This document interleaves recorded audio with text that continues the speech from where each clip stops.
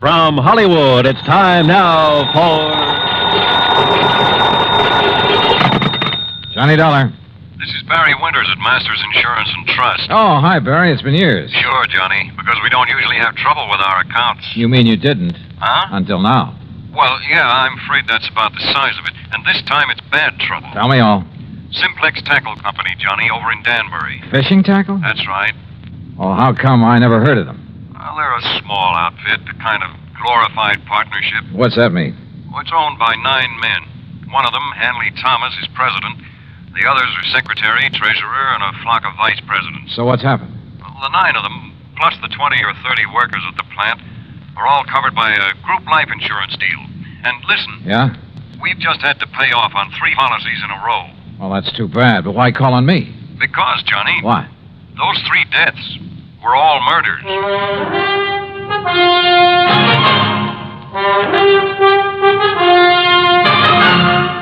Bob Bailey in the exciting adventures of the man with the action-packed expense account, America's fabulous freelance insurance investigator. Yours truly, Johnny Dollar.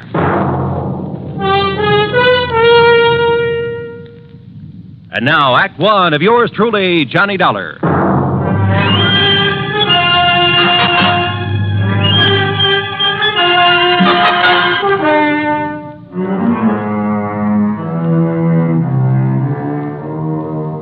Expense account submitted by Special Investigator Johnny Dollar to the Masters Insurance and Trust Company, Home Office, Hartford, Connecticut. Following is an account of expenses incurred during my investigation of the ugly pattern matter.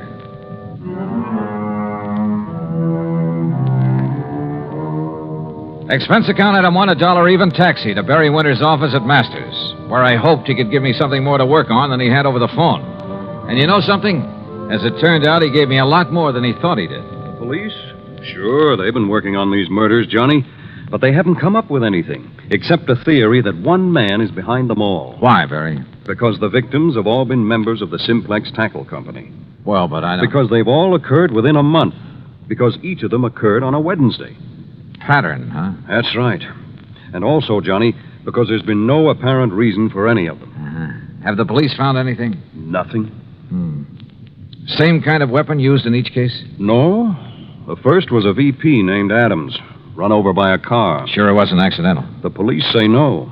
The second, John Bowers, was strangled, and Frank Dalvers was shot in his own home. No pattern there.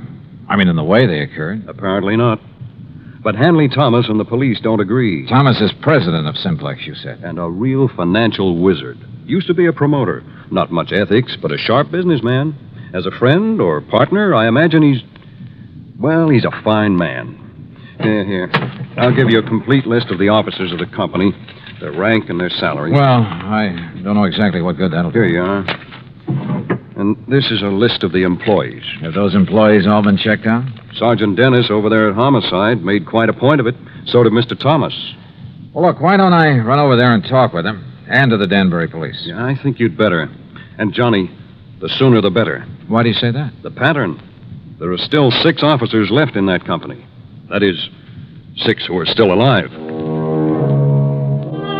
Item 2, another $1 for a cab back to my apartment. There I picked up my own car, and from here on in, the charge will be for mileage. Except for item 3, 4 1/4 for a tank of mobile gas. It was almost noon by the time I'd covered the 60-odd miles to the Simplex factory on the far edge of Danbury. To my surprise, it was quite a plant, new and modern in every way. A receptionist took my card, and a few minutes later, I was ushered into the office of Hanley Thomas, president. Oh, this is a terrible thing. Adams, Bowers, Frank Dalvers, all within a few weeks. Barry Winters back in Hartford seems to think these murders have all been the work of one man. Police and I concur in that theory. There's been a sort of pattern followed by the crazy killer. But not an actual method, Mr. Thomas. No, I'll grant you that's true. Car accident, strangling, pistol shot. But they were done by someone who must have been very familiar with his victims. How do you mean? Well, someone who knew, for instance, that Ben Adams took a long walk alone each night. He knew the route that he took. Same thing applied to the second victim? John Bowers always drove to work through a little woods. It was there he was stopped and strangled. Frank Dalvers always stayed at home alone on Wednesday nights while his wife was out playing bridge. Someone broke in on him, huh?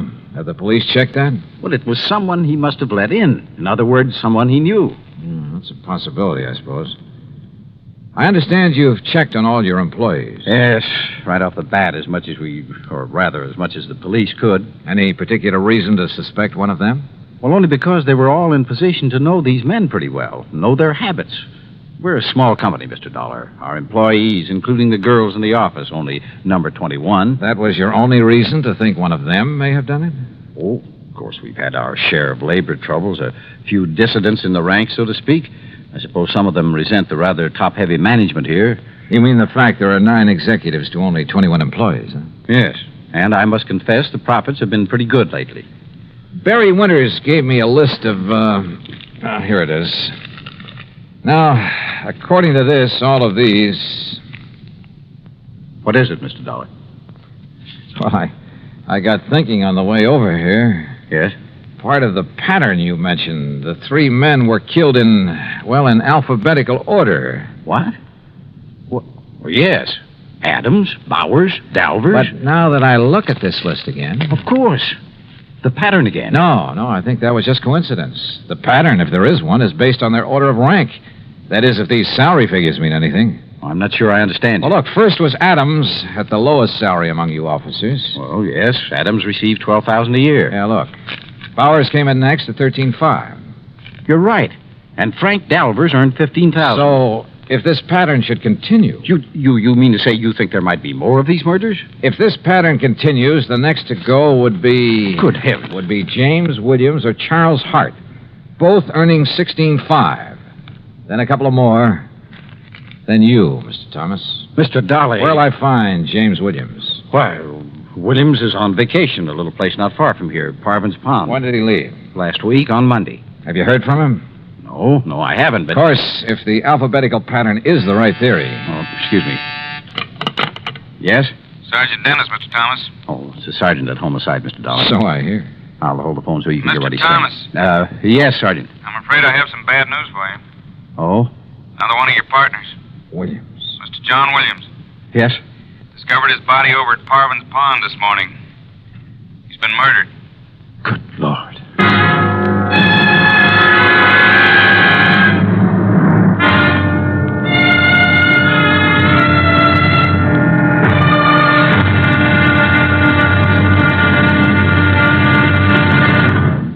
Act 2 of yours truly, Johnny Dollar, in a moment. And now, Act 2 of yours truly, Johnny Dollar, and the ugly pattern matter.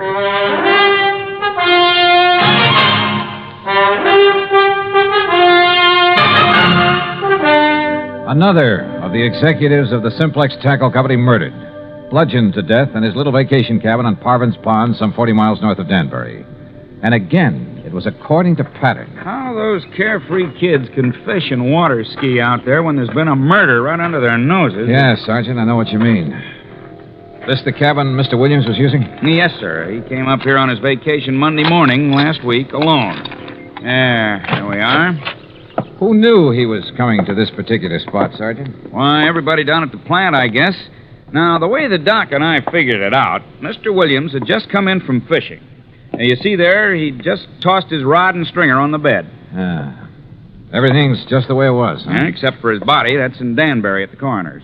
You said he was bludgeoned to death. Yeah, with that oar from his rowboat. You see it laying there on the floor? Yeah, I see. Who found his body? Little old lady from the cabin next door. She'd stopped by this morning to bring him some cookies. Knocked on the door swung open, and there he was. And the doc says the body was lying there ever since. Have you checked that oar for prints? The killer must have used gloves. What about footprints? Well, if there were any, the vacation crowd tramped them out long before we got here. Now, the way we figure is that he came in here Wednesday night, off the lake. Wednesday? Yes, Mr. Dollar, just like the other ones. It happened on Wednesday, a week ago tomorrow. The pattern again. Yes, sir. And if you ask me, it's the pattern of a madman. And this being a Tuesday again... But what possible motive could there be for it? When you ask me, it's one of the employees there at the plant. After all, for such a small company, 9 big money-making officers, at least there was 9. Yeah, I know what you mean. Are those 21 employees paid pretty well? No, in spite of the company making a lot of money. What with this recession we're in... Read the signs, man. Most of this so-called recession's a lot of bunk. Yeah, I agree with you. Everybody get out and dig instead of sitting around hoarding their money. Well, what I was going to say is that those executives took advantage and held down wages in spite of all the money they're making. So just let one crazy hothead find out how good they're doing. How well have you checked those employees? The best we could. I talked with every one of them myself. How about the officers of the company? There's not one of them would do a thing like that. They're all fine men. Ask Mr. Thomas. Sure, they're hard-headed businessmen, everyone looking out for himself, but they're all fine men. And they're all making plenty of money. Oh, which reminds me. What's that, Mr. Dollar? A list of the officers and their salaries. And according to this, if there's to be another victim... Another? Oh, no. I worked out another step in the pattern of these murders, based on the earnings of these men. Then, Mr. Dollar, who will it be? It won't be anybody if I can help it. But, Sergeant, I may have to ask you to put a 24-hour watch over an officer of that company named Mr. Charles Hart.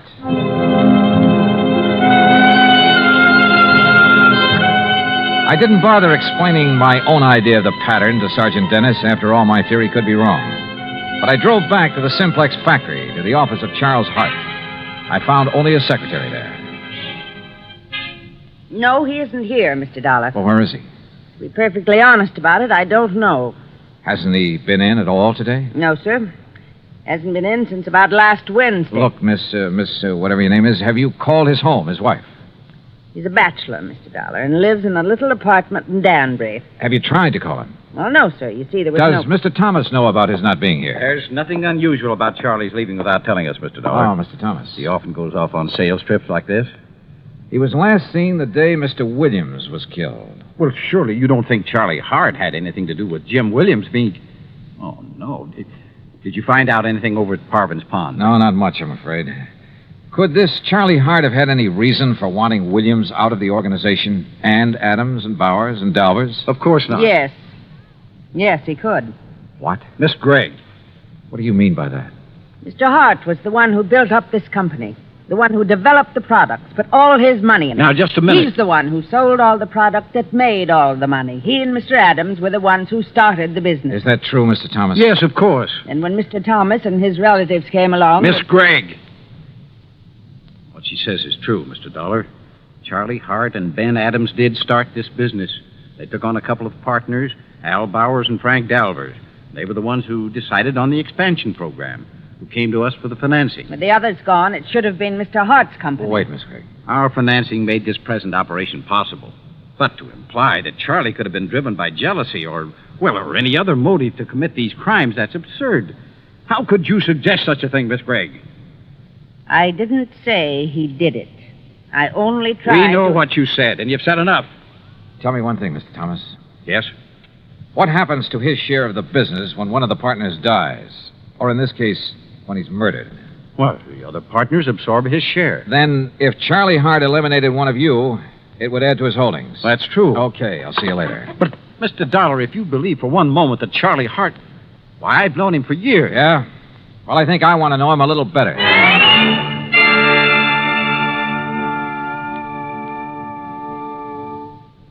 Act 3 of yours truly, Johnny Dollar, in a moment. Do you know who said, democracy is based upon the conviction that there are extraordinary possibilities in ordinary people? Those words came from the American religious leader, Harry Emerson Fosdick. From the earliest days of the United States of America, there has been the sentiment that the average person can achieve an important goal if he is given an environment in which he can develop his capabilities to the fullest extent. An environment in which the individual is given the rights and privileges that he needs for development. It is the duty of every American to protect and stimulate this environment. Remember the words of Harry Emerson Fosdick. They are part of your American heritage. The extraordinary possibilities of ordinary people are inherent in American democracy. And now, Act 3 of yours truly, Johnny Dollar, and the Ugly Pattern Matter.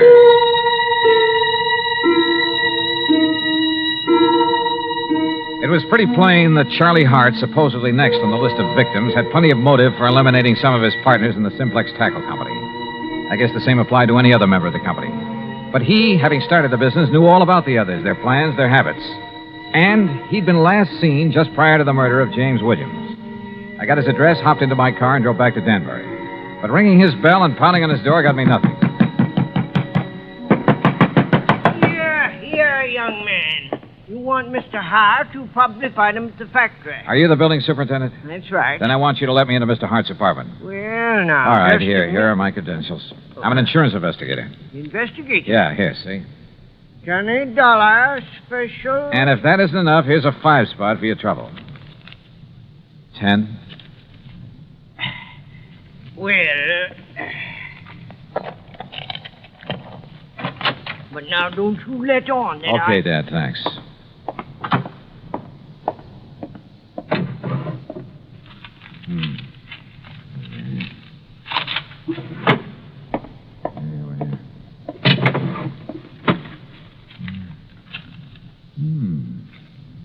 The same list that I got. The office. Huh?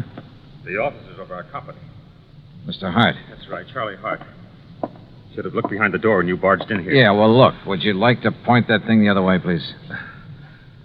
I'm sorry, Mr. Dollar, of course. Well, you know who I am. Yes, I heard you through the door. All right, is that the gun that killed one of your partners? That killed one of my...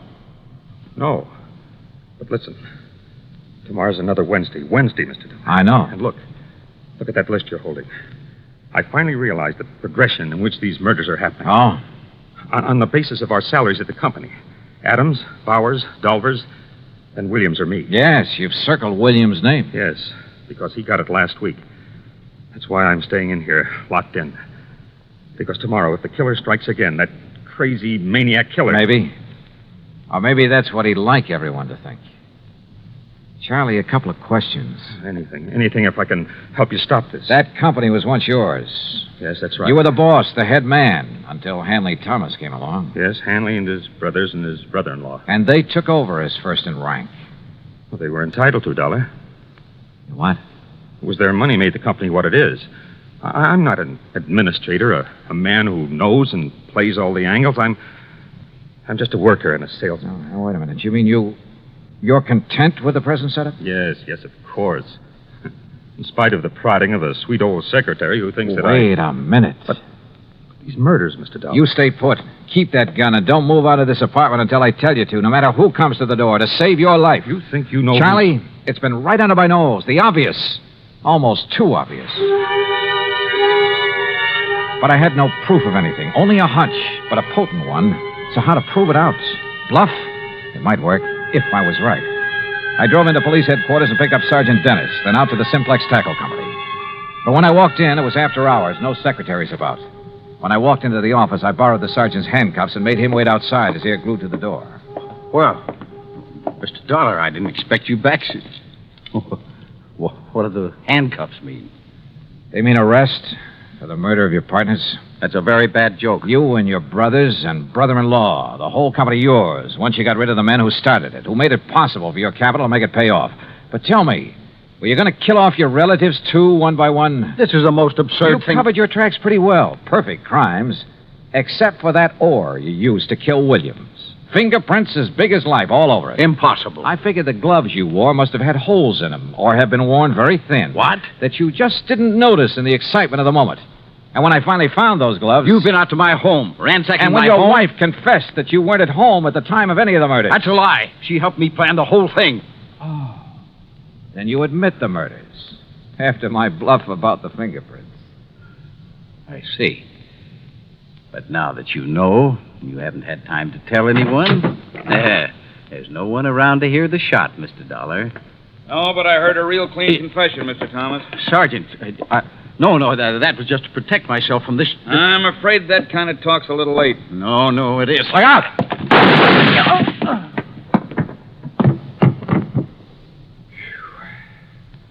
Sergeant, I haven't seen that fast a draw except on TV. That's where I learned it.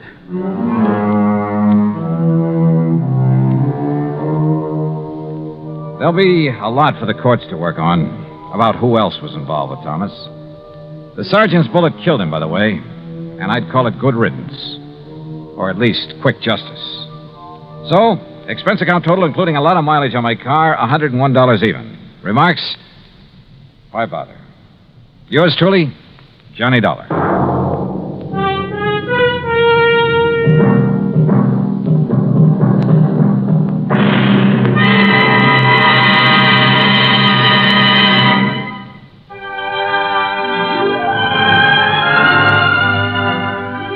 truly, Johnny Dollar, starring Bob Bailey, originates in Hollywood and is produced and directed by Jack Johnstone, who also wrote today's story. Heard in our cast were Virginia Gregg, Les Tremaine, Forrest Lewis, Herb Vigran, Junius Matthews, and Frank Gerstle. Be sure to join us next week for another exciting story of yours truly, Johnny Dollar. This is Roy Rowan speaking.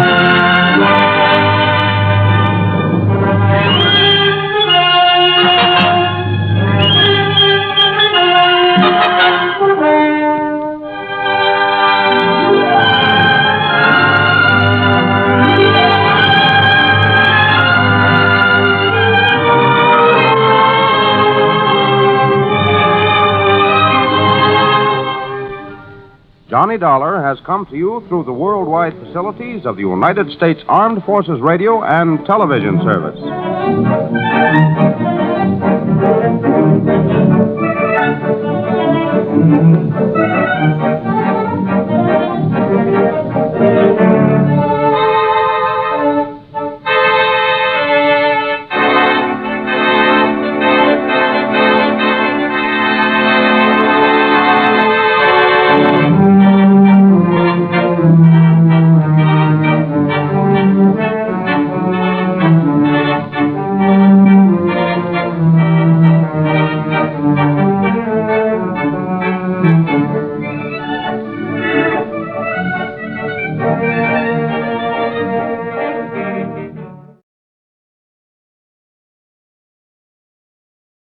From Hollywood, it's time now for Johnny Dollar. This is Jim Paris at Worldwide Mutual. Don't tell me, Jim. Let me guess. Huh?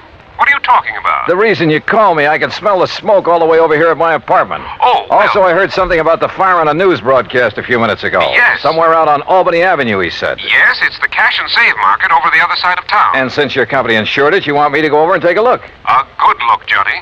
You thinking of possible arson? I am. Okay, why? That store is just one of a chain. Hartford, Boston, Providence, Springfield, Lowell. Yeah, I see. But how does that make it arson? This is the fourth one to go up in as many weeks. Oh. The outfit that owns them having financial troubles? The outfit that owns them is one man. Oh. John Wakefield Carson. Then I repeat my question. Johnny, if he is burning up his own markets, if you can prove it, you can save our company a lot of money. That might cost you a lot of money, Jim. What do you mean? Wait till you see my expense account.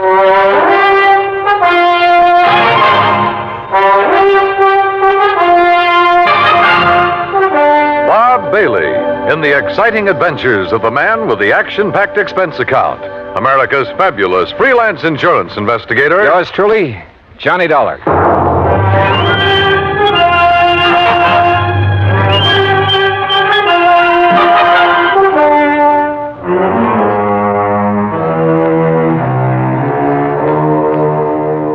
Expense account submitted by Special Investigator Johnny Dollar to the Worldwide Mutual Insurance Company, Home Office, Hartford, Connecticut. Following is an account of expenses incurred during my investigation of the Carson arson matter.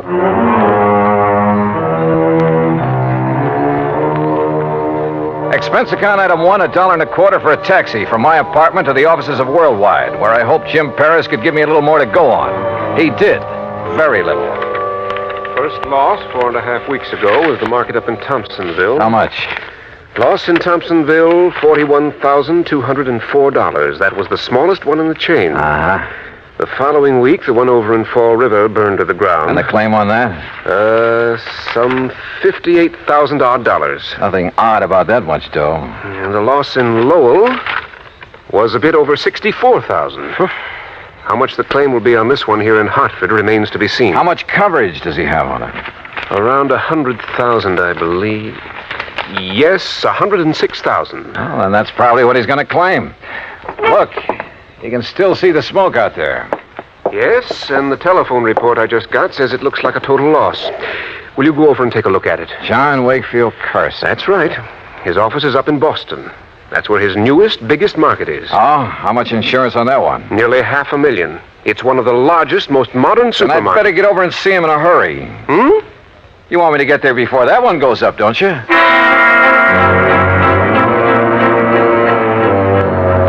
Expense account item 2, $450 for a cab to the scene of the fire way out on Albany Road. 3 or 4 fire companies were hard at it, but it was easy to see there wasn't a chance of saving much. It struck me that this location, part of a brand new residential area, was about as far from an established fire company as it could be. I wondered for a moment if this was deliberate. I finally ran down Hal Gibbons, an old pal, and one of the best men an arson squad ever had. Stick your nose up in the air and take a deep one, Johnny. You smell it? Well, it's not kerosene, Hal. I don't think it's gasoline either. No, but it's something highly inflammable. The boys of that chemical truck could get it out. Might learn something. Of course, these stores always stock a lot of cleaning fluid, stuff like that. Most of them are not inflammable. Well, how about... Johnny, look out!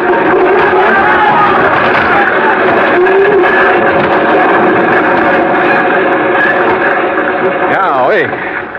Hey, maybe we better move back a ways. Yeah. Must have got a pretty big start on the fireman, Hal. Sure, because it's so far out. It's like the markets in Thompsonville and Fall River. And Lowell, too. Oh? Kind of makes you wonder, doesn't it? At this point, I'm more than just wondering, Johnny. Have you come up with anything? Those other towns are out of my bailiwick, but I know all the boys in the departments. Have they come up with anything? No. And that's why I feel I've got to get the first lead, if there is one, right here. Has old man Carson showed up? No, not during any of the fires. He just sits calmly in his office in Boston, mutters something philosophical about the vagaries of fortune, and lets it go at that. And files a big fat insurance claim. I think I want to see that guy, Carson. I don't think it'll do you any good, but go to it. Know anything about his financial situation? He's loaded. Multimillionaire. And boy, what a queer one. What's that mean? A regular nut. Always quoting Shakespeare, the Bible, poetry, but a good businessman. You sure he hasn't got some big investments, something like that went bad on him recently? I'm sure. There has to be some reason. Get back, I tell you. You gotta stay back of the line. You want to keep your job? You tell your chief I'm here, and I want to know why this fire got out of hand. Well, who's that? Now, look, miss, I got orders. Don't choke on them. It's all right, Jerry. I'll take care of her. Whatever you say, Mr. Gibbons, but I got orders. Okay. Well, Miss Carson, it looks like you're losing another market. This is the fourth one. The fourth one and a little over a... Say, don't I know you? I'm afraid I haven't had the pleasure. Miss Margaret Carson, this is Johnny Dollar. The insurance investigator. Good. Now maybe we'll get somewhere. Oh, this is... Walter. Walter! Yes, Margaret? My fiancé, Mr. Dollar. Walter Smitten. Smitten? Hello, Walter. Mr. Gibbon? Walter handles the legal end of things for Dad. Oh, I see. Next president of the company, Walter? I? In the grocery business? Oh, no, sir, thank you. The legal end is enough for me. Well, what do you think about these fires? 4 in a row. Well, if I were you, Mr. Dollar, I'd suspect arson. Oh, Walter, for heaven's sake. Why, Walter? Someone trying to put Mr. Carson out of business, something like that. Put Father out of business with a couple of fires? Miss Carson... Come on, Walter, we've seen all we need to make the final report to Dad. Goodbye, Mr. Dollar. Harold. Yeah. See ya. Like a motive, Johnny? That Walter character? If he marries Margaret Carson, and he doesn't seem to like the grocery business... Yeah, but if he could get the money from it. Yeah, I see what you mean.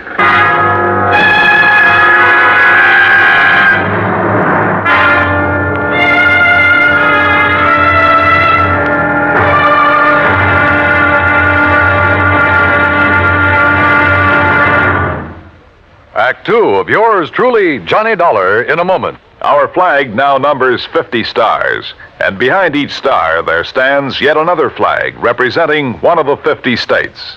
South Dakota's state flag was inspired by a song. South Dakota is the Sunshine State.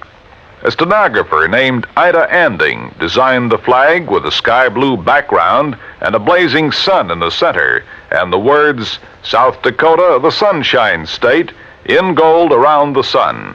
Later, the state seal was inserted over the sun, a seal representing mining and agriculture, the prime pursuits of the state. The state's banner also carries the motto, Under God, the people rule. South Dakota state flag, the flag of the 40th state to enter the Union, was adopted on March 8th, 1909. And now, Act Two of yours truly, Johnny Dollar and the Carson Arson Matter.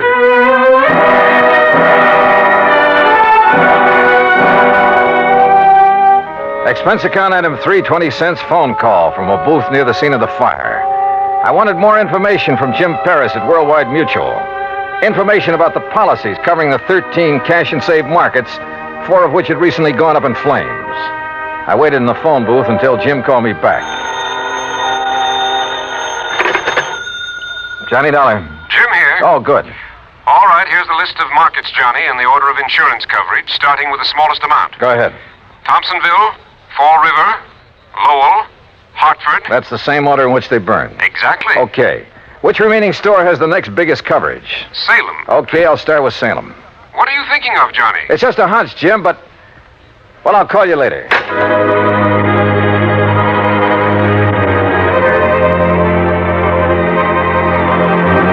Item 4, $5.25 for a cab back to my apartment. Item 5, $21 even, mileage in my own car, Hartford to Salem, Mass. Despite burning up the highway, it was almost dark when I pulled into Salem. It was well after dark when I finally located the cash and save market. Again, the store was far outside of town, and it was a long way from the nearest firehouse. I don't know exactly why I went there instead of the main office in Boston. After all, it was the same day as the Hartford fire, and the others had all been about a week apart. As I said before, call it a hunch. But as I pulled up in front of the place, I saw the shadow of a man dart furtively around the back of the building. As I reached the far corner of the building, I stopped. But with only the sliver of a crescent moon, I could see no one. Somewhere ahead of me, I heard a door open. Then silence again.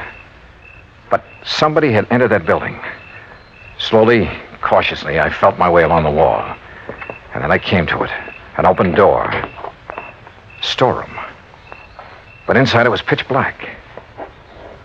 I drew my gun and carefully, quietly felt around for a light switch. After stumbling gently against a big packing case, I found it. I hunched down behind the case and flicked it on. All right, where are you? I heard you. I saw you come in here. Now, look, I got a gun, so don't try anything funny.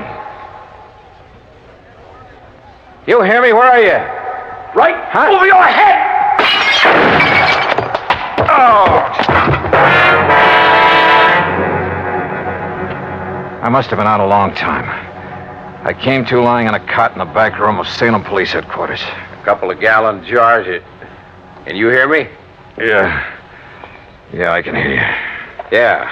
Well, it was a couple of big gallon jars of kosher pickles that he dropped on top of your head. He, officer? Well, like to split your head open.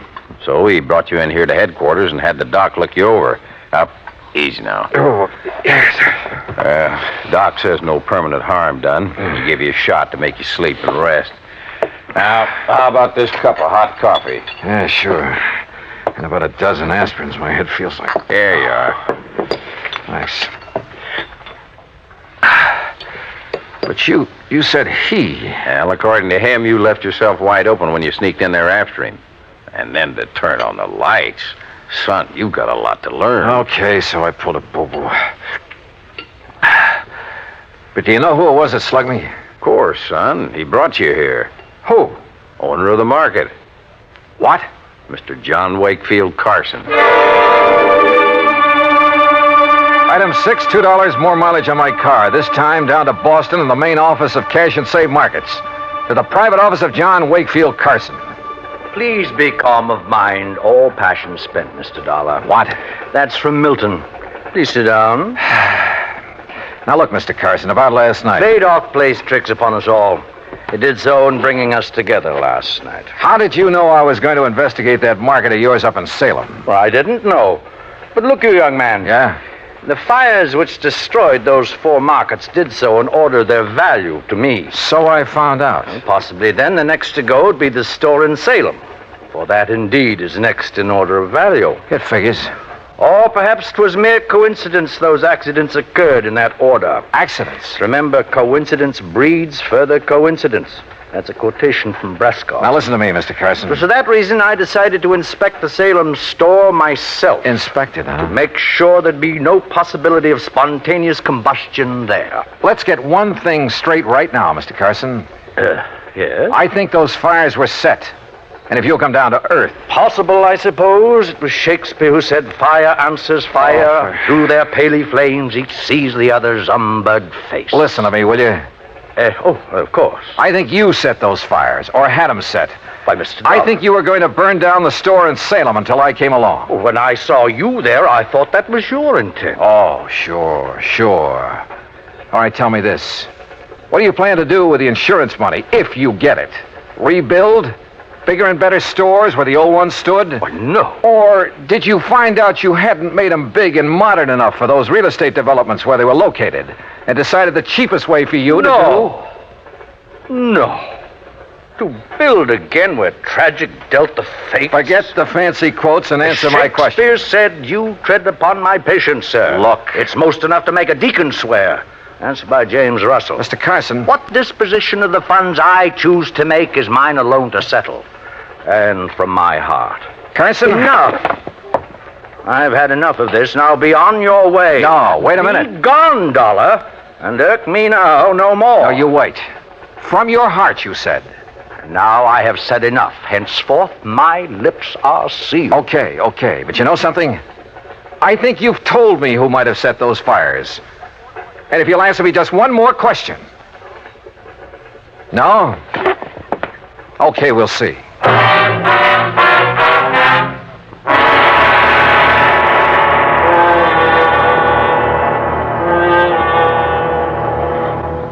Act 3 of yours truly, Johnny Dollar, in a moment. Sometimes we may wonder why a football team doesn't quit playing and walk off the field when it finds itself 50 points behind with only a few minutes of play to go. What is that indomitable spirit that fills men with hope and keeps them going in spite of terrific odds? Keeps them going just to play the game according to the rules, just to get the job done as well as they know how.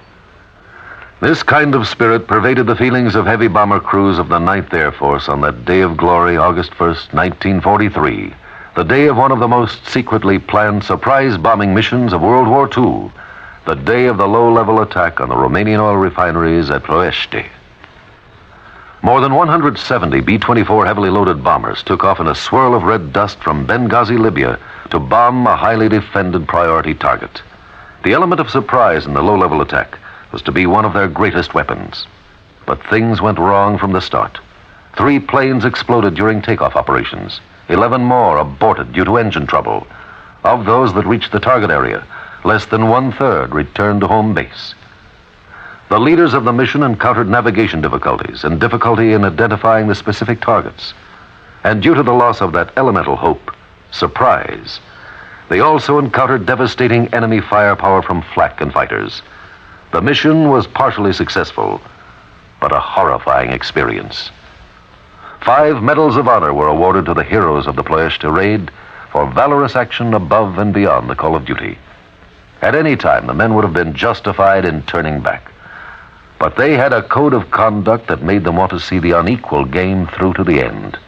It was a job that had to be done, a charge of the Light Brigade in the air as they flew down the Valley of Death to glory. And now, Act 3 of yours truly, Johnny Dollar, and the Carson Arson Matter.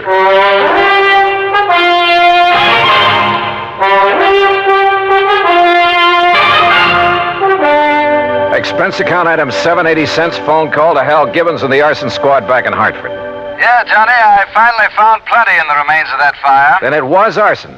By some rank amateur. That's why it was hard to spot. What do you mean? When a pro sets a blaze, we know what to look for. I see. And what about the other 3 fires? I called the boys in those cities immediately. Heard back from them this morning. Same story. All right. Have you checked on Walter, what's his name, the fiancé of Carson's daughter? You mean stepdaughter? Stepdaughter? I have, and that's what stops me. Alibis, huh? Perfect. Walter Smitten couldn't possibly have started those fires. I didn't think so.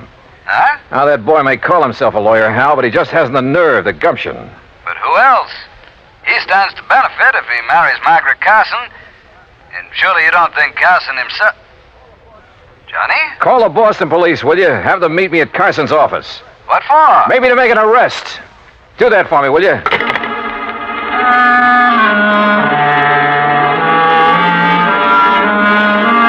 Hunch? Maybe it was more than a hunch now. Sure, I know there was no real clues in the case, but maybe for once I could get along without them. I went back to Carson's office and I must confess, tried a little bluff. Court? You'd hail me into court? That's right. Unless you open up and tell me what I want to know. Very well. Speak to me as to thy thinkings, as thou dost. And you can forget the quotations. Walter Smitten is your lawyer, isn't he? A timid but an eager lad who saved me many a fall. You like him? Like a son. I would he were my son. For as the Bible says, a wise son maketh a happy... All right. Oh, yes. You have a stepdaughter, Margaret. Alas, I have. Okay. Now, who is to get the insurance money you may collect? Well, that, sir, is none of your concern. You going to talk now, Mr. Carson, or in court? It's a family matter. Who gets it? I pledged to my wife before she died that Margaret would have all monies from any profit, any monetary gain of any kind, of any of my ventures. That would include the insurance money. I see. That, Mr. Dollar, was my pledge, and oh, how I have rued it. Why do you say that? She's not of my blood, Mr. Dollar. She has no soul for art or poetry. And since she's come of age, she's made so many demands upon me. Money. That's all she thinks of. And unlike Walter, she's so bold, aggressive, headstrong. Were it not for Walter, I'd mistrust her every move. But if he's in love with her... Because she demands he be. And why? So she can use his legal guidance in her fight to take this business away from me. All right, Mr. Carson. I haven't notified the authorities yet, but I found proof that Margaret is the one who started those fires. You what? And you just told me why. Because the money would go to her. Oh, Mr. Dollar, I'm glad. I've suspected, yes, but because of family honor. No, I'm glad you have proof. At long last, it will take her. Take this millstone from about my neck. Proof, huh? Margaret. Well, Dollar, you'll never live to tell the authorities. Margaret, that gun. Unless you'd like to make a deal, Johnny. Could be worth a lot of money to you. I'd even promise not to set any more fires. Oh, you were right, Mr. Dollar. Unless I'm mistaken, Margaret, the man who just came in... What man? Who heard your little confession is from the police department. You trying to make me look around so you can grab for this gun? Oh, no. Fact remains, he's standing right in back of you. That's right, Margaret. What? No! Oh, my hand! My hand! Oh, my hand! How sharper than a serpent's tooth is an ungrateful child.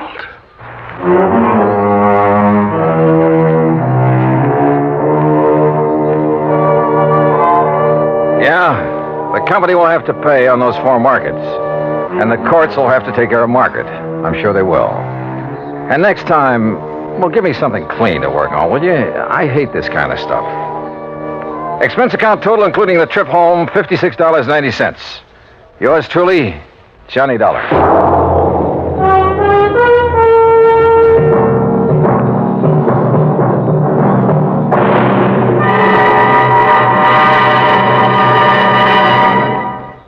Our star will return in just a moment. Our flag now numbers 50 stars, and behind each star there stands yet another flag representing one of the 50 states. Oklahoma's state flag depicts an Osage warrior's circular buckskin shield from which hang 7 eagle feathers.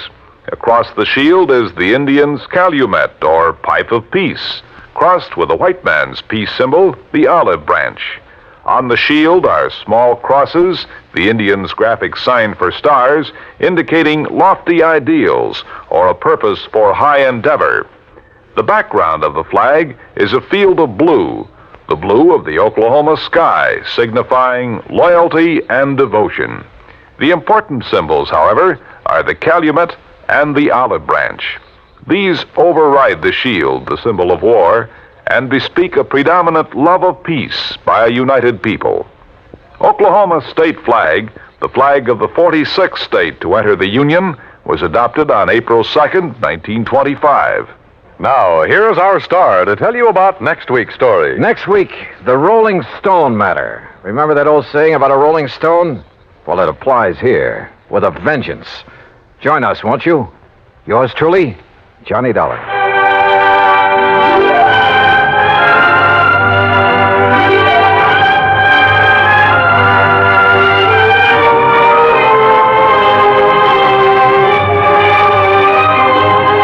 Yours truly, Johnny Dollar, starring Bob Bailey, originates in Hollywood and is produced and directed by Jack Johnstone, who also wrote today's story.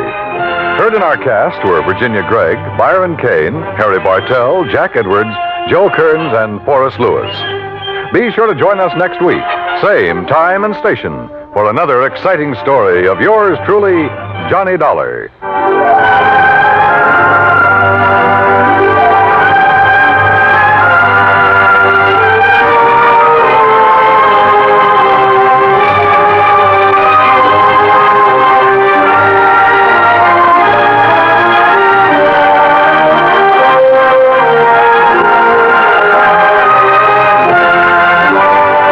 This is the United States Armed Forces Radio and Television Service.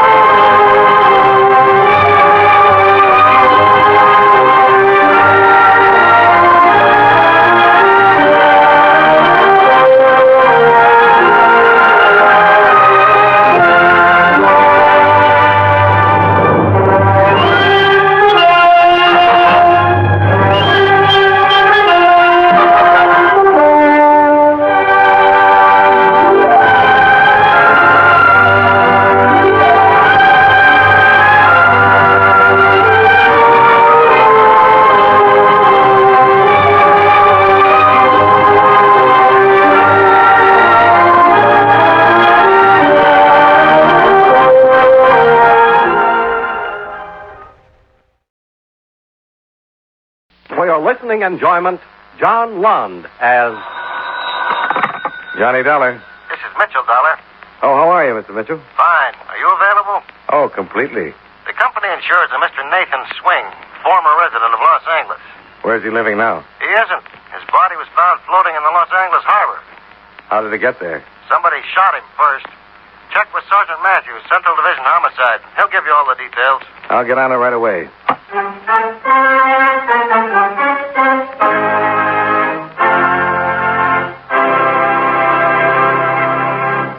I'd like to borrow a few moments from our show to ask you a question.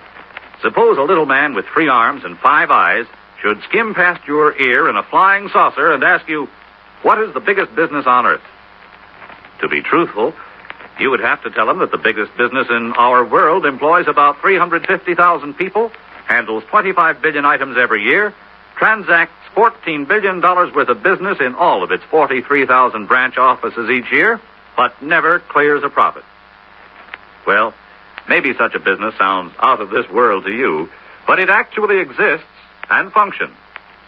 That big business is the United States Post Office Department, headed by the Postmaster General. Naturally, the work of the post office isn't only the collecting and delivery of mail. Some of the employees of the post office are bookkeepers. Some are engineers. Some plan building layouts and devise gadgets to give you better mail service. Others keep mailbox keys and locks and the 5 million mail bags in good condition. And here's an interesting sidelight for you.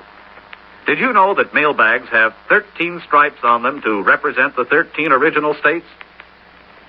The Post Office Department has many other types of employees, such as the Post Office Detective Force or postal inspectors. Their job is to see that no money is stolen from the mail and to track down racketeers who try to sell worthless merchandise by mail. Then there are the workers in the Postal Savings Department. That's a government-operated savings bank with branches in the various post offices. It comes under the supervision of not only the Postmaster General, but also the Attorney General and the Secretary of the Treasury. All in all, the Post Office Department of our United States government is a mighty busy organization, working on behalf of each and every one of us.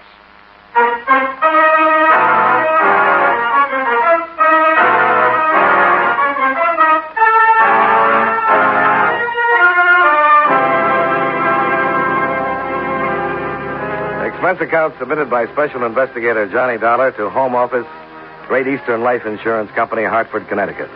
The following is an accounting of expenditures during my investigation of the Nathan Swing matter. Expense account item 1, $198.35. Plane fare and incidentals from Hartford to Los Angeles. Approximately 7 hours and 15 minutes after leaving a cold and rainy New York airport, I stepped off the plane into a 75-degree California spring afternoon. I rented a car, drove to my hotel, registered, and called Sergeant Matthews at the City Hall.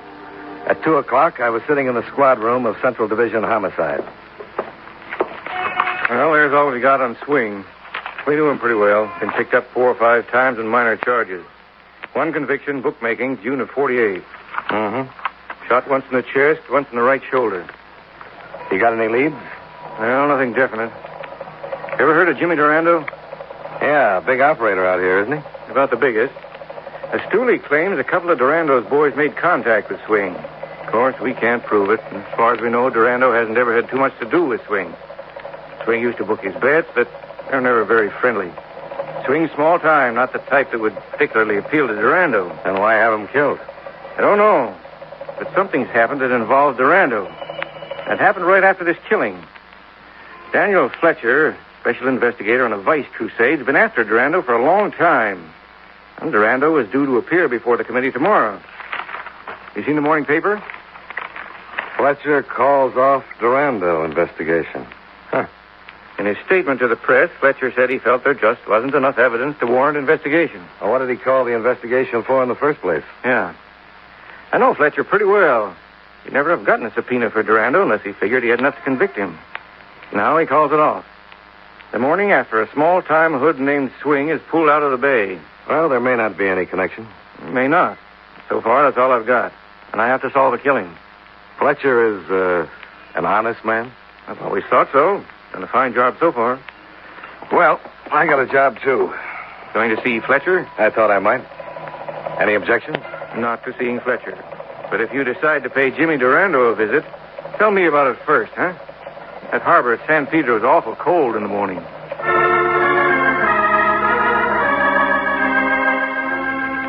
The sergeant gave me the address where I could find Daniel Fletcher.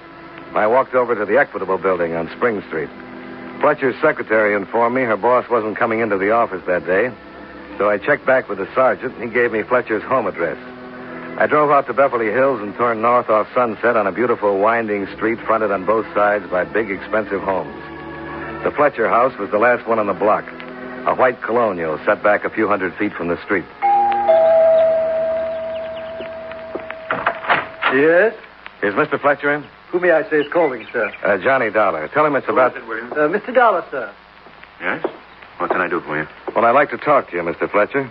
I'm from the Great Eastern Life Insurance Company. I'm not insured with your company. Yes, I know. Well, what do you want? I'd rather talk to you alone. That's all, William. Yes, sir. Couldn't we take this business up at my office, Mr. Dollar? I went to your office. It's about a killing, Mr. Fletcher. Killing? A murder. A man named Swing. Nathan Swing. Oh, what's this got to do with me? I don't know. Come in. Now, what about this Nathan Swing? Well, I thought maybe you could tell me. What would I know about him? Well, you know who he is. I'm in the habit of reading the morning papers, but I'm not in the habit of discussing matters like this in my home. I think we'll let the matter drop until tomorrow. You can call my office for an appointment. Okay. I'll see what Jimmy Durando has to say about it. Now, wait just a minute. What do you think you're doing? What's all this about? Well, I just said I was going to talk to Durando. If that makes you sore, I apologize. What's Durando got to do with this killing? I didn't say he had anything to do Now, with it. listen, Dollar. I'm an old hand at beating around the bush. Yeah, obviously. I mean dealing with people who beat around the bush. I don't like it. That makes us even. And I don't like guys who try to throw their weight around. Well, we agree on a lot of things. What's the matter with you?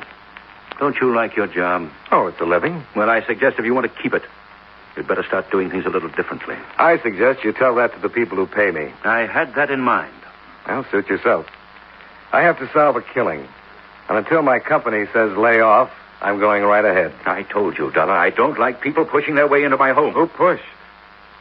You know, I think Sergeant Matthews had a pretty good hunch. Matthews? What's he got to do with it? Give him a call. He'll tell you all about it. Dollar, I'm going to give you a warning. Well, make it quick. I want to get out in the fresh air. Dad, Mary, what are you doing out of bed? I thought maybe... Sweetheart, get back up in bed. William, you shouldn't have come down, my dear. Who are you talking to? Is it about Jimmy? It's nothing important now. Come on, honey. William! I feel so terrible. Now, dear, it's all right. Yes, Mr. Fletcher? Take Miss Fletcher back up to her room. I don't want to sleep anymore. I keep dreaming. Dad, please. Come on now, dear. It's going to be all right. Go ahead. Yes, sir. Hello, miss. My daughter. I think you'd better leave now, Mr. Dollar.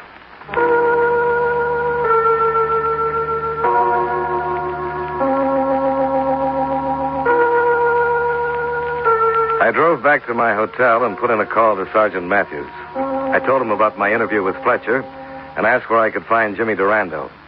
He advised against it, but suggested the safest way to see Durando would be at night in Durando's restaurant. He gave me the address and promised to have a couple of his boys in the place just in case. I spent the rest of the day relaxing in my room, and around 8 went down to the dining room and had dinner. At 9:15, I walked into Durando's expensive restaurant. There was an empty stool at the bar. Yes, sir? Where can I find Jimmy Durando? I don't know if he's in yet. Take my word for it, he's in. Up to his neck. I'm just a bartender, mister. If you want Mr. Durando, you better handle it yourself. Now, do you want a drink? Scotch and water. Yes, sir. The bartender brought me my drink, and in about 2 minutes, just as I expected, a well-muscled gentleman walked up behind me and breathed down my collar. Good evening. Yeah, it is. I understand you're looking for Mr. Durando. Well, you've understood just right. What do you want to see him about? Nathan Swing? Okay. Let's go. What's your name? Johnny Dollar. You a cop, Mr. Dollar? Insurance investigator. Waiter.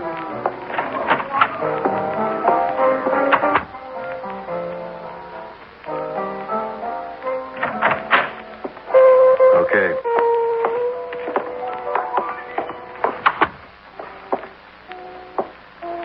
Sit down, Mr. Dollar. Thanks. Johnny says you're an insurance investigator? That's right. Mm-hmm. Just what are you investigating? A murder. Nathan Swing's murder. Why come to me? You don't know anything about it? Well, I heard somebody killed him, but I couldn't care less. You knew him? Slightly. I never shook hands with him. I'm surprised your company would insure a crime like that. Who are you insured with, Mr. Durando?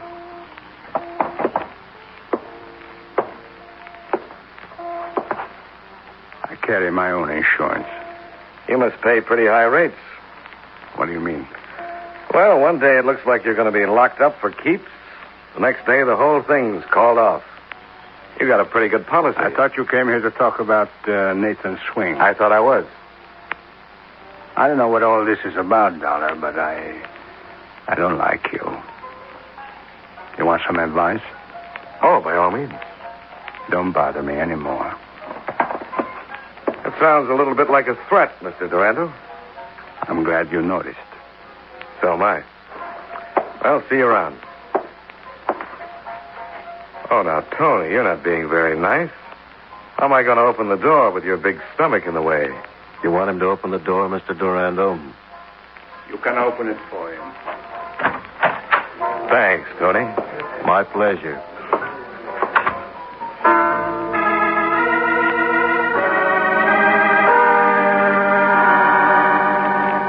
I walked back to the dining area and started for the front door.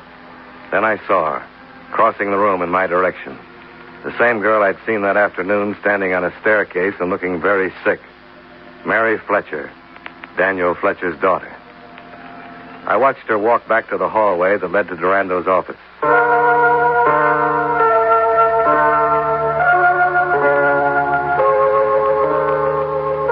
I waited in front of the cafe for 20 minutes, and finally she came out. She looked sicker than she had that afternoon. She climbed into her car and drove west. I followed. She drove to the beach and parked at the end of a deserted fishing pier. I got out of my car and walked through the darkness to the end of the pier. She was standing near the rail, looking down at the water. No, let me go. Come on, stop Let it. me go away. Take it easy. I'm sorry I had to hit you, but a high dive never solves anything. Come on. Let's go sit in your car. Come on.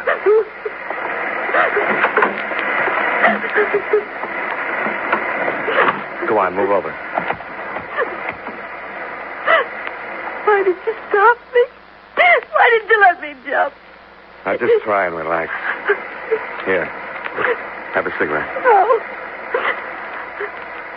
Who are you? You saw me this afternoon at your father's. My name is Dollar. You should have let me jump. I couldn't have done anything then. Who couldn't have done anything? Oh, please, I don't know what I'm saying. Please take me back home and just leave me alone. It might help you to talk about it. I don't want to talk about anything. I just wish I were dead. I wouldn't have to talk about anything or think about anything. Come on now. Get hold of yourself. Who are you? What do you want? What are you doing here? I'm an insurance investigator. Insurance? I followed you from Durando's. I'm investigating the death of Nathan Swing. Did you know Nathan Swing? I only saw him once. When was that? The night I killed him.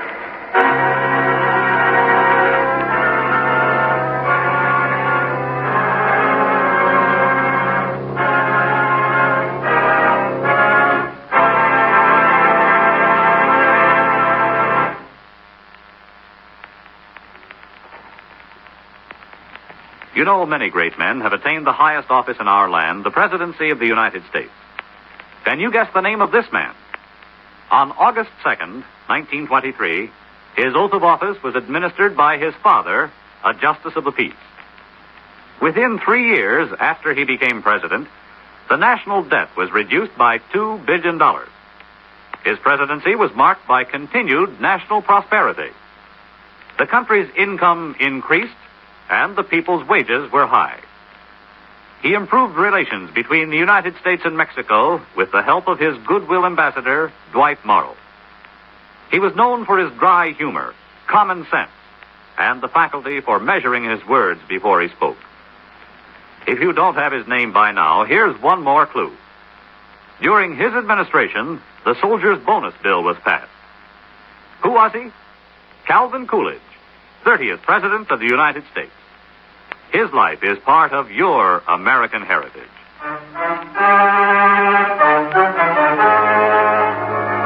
And now, with our star, John Lund, we bring you the second act of Yours Truly, Johnny Dollar.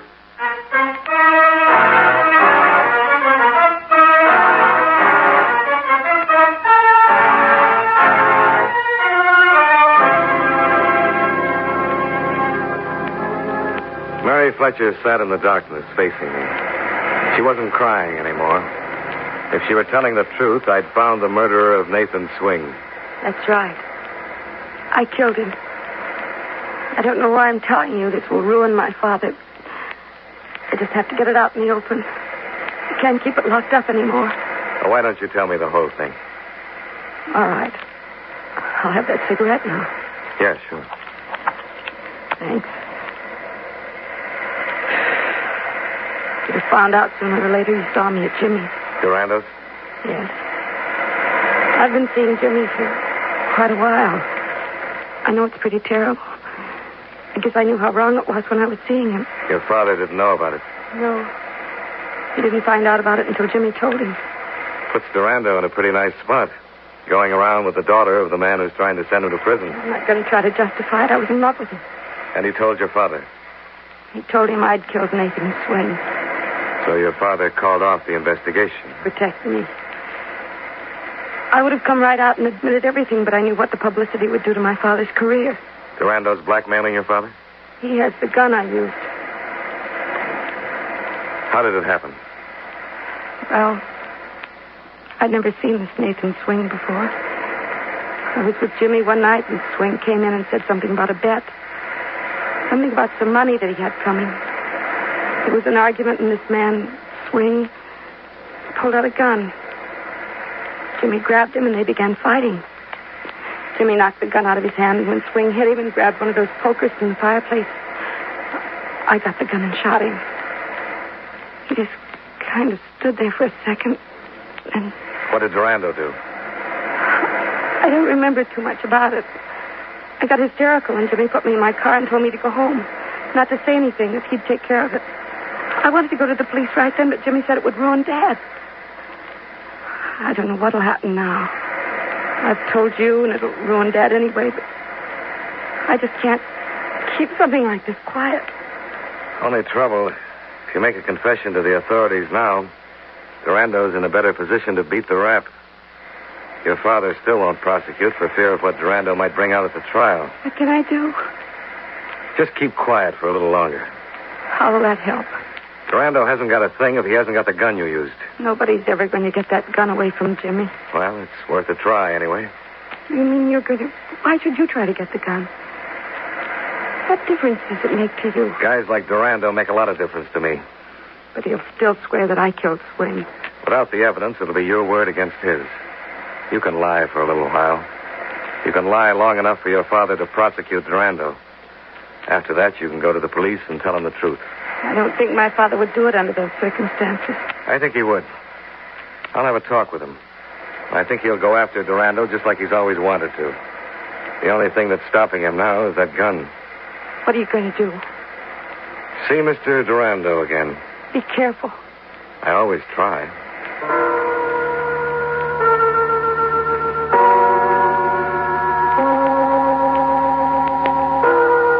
I watched her turn out on the Malibu highway and head back for town. Then I drove my rented convertible back to Durando's cafe.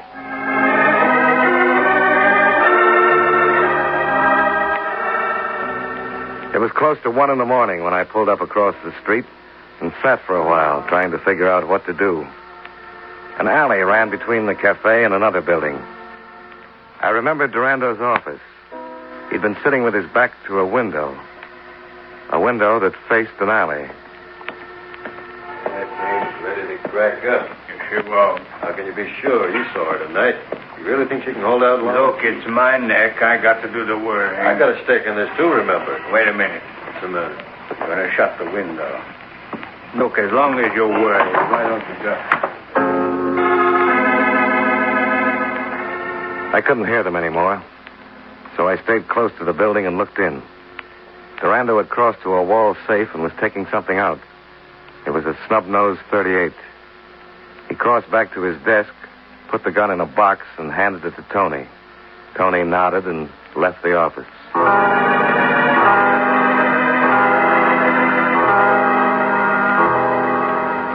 Tony wasn't hard to stay with. I picked him up in front of the cafe and tailed him east across town to the Union Station. He headed for a row of public lockers and stopped at one. What you got in the box, Tony? Huh? Let's have it. Running down the ramp to the passenger tunnel. At the end of the ramp, he stopped and drew his gun. After the shot, he turned into one of the tunnels and ran up to the loading platform.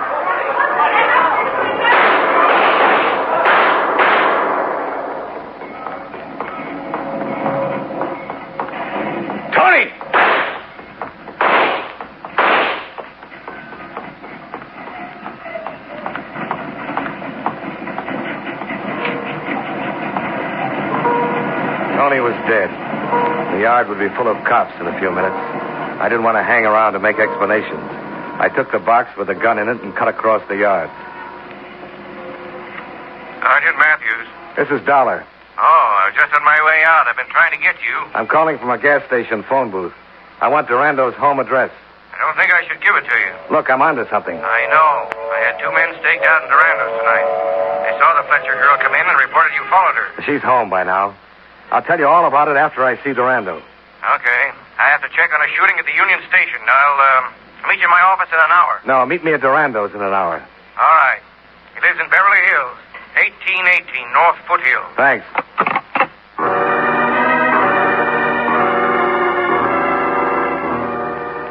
I couldn't tell Matthews about the shooting until I'd seen Durando alone. And when he found Tony in the train yard, he'd be over to Durando's soon enough anyway.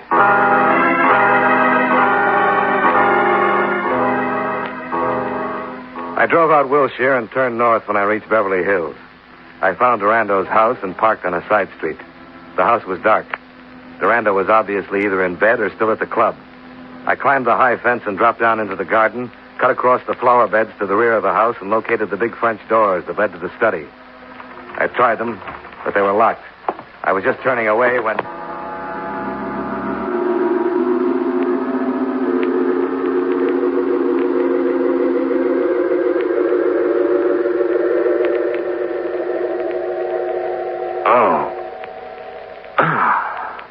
You're pretty clumsy, Dollar. Yeah. But you're not, Durando. Who hit you? You're kidding? No, not a bit. One of my guards found you lying on the terrace and brought you in here. You're lucky you were unconscious or he would have shot you. Well, it looks like you're going to take care of that anyway. You're trespassing. It'll be very legal. Oh, that's a new wrinkle for you. Who hit you? Well, if you don't know, I certainly don't. Where's Tony? How do I know? I found the box lying next to you. Where's the gun? Well, if it's not in the box, I couldn't tell you. You killed Tony? Unless he's got 9 lives. How'd you find out about the gun? You got an alley in back of your cafe. You couldn't have heard much. You must have talked to Mary. Suit yourself. Okay, get up. Now tell me all about it, or I'll blow you apart right here. Maybe I'm lying. Maybe I do know where that gun is. I doubt it. I don't think you'll take a chance. I've been taking chances all my life, Dollar. And you know, I'd like to kill you. The police will be here any minute. Yeah, sure. I called Sergeant Matthews right after Tony died at the station. How do you think I got your address? I want to know where that gun is. And you better ask the guy who hit me over the head. All right. You're going to get it right in the face. No, he isn't. She'd been standing back in the shadows near the door that led to the hallway. When she stepped out, she was pointing the snub-nosed .38 right at Durando's middle. He turned, and they both fired together.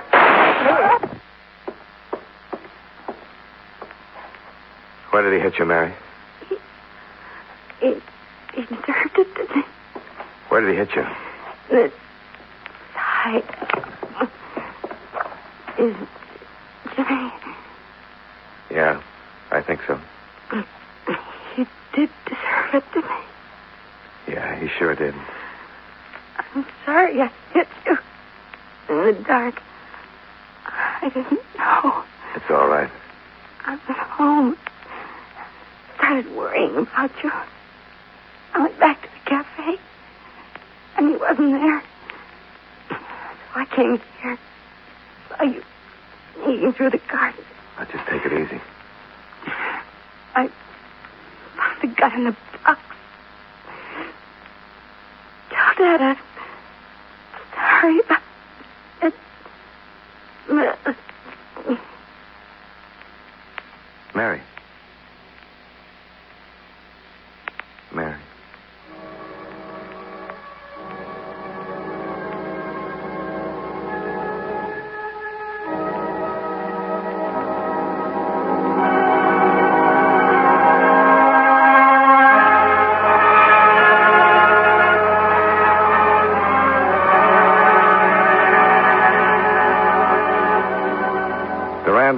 dead, and Fletcher wouldn't have to prosecute. After he buried his daughter, Fletcher closed his office and took a long vacation. Maybe it helped some, but I doubt it. Expense account item 2, $45.75, hotel bill and incidentals.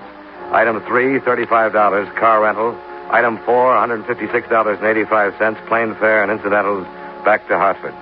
Expense account total, $435.05. Yours truly, Johnny Dollar.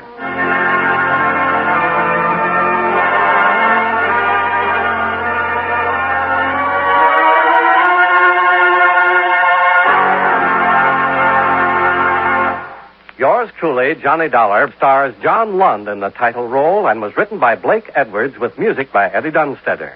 Featured in tonight's cast were Clayton Post, Tim Graham, Dick Ryan, William Johnstone, Virginia Gregg, David Young, and Jay Novello.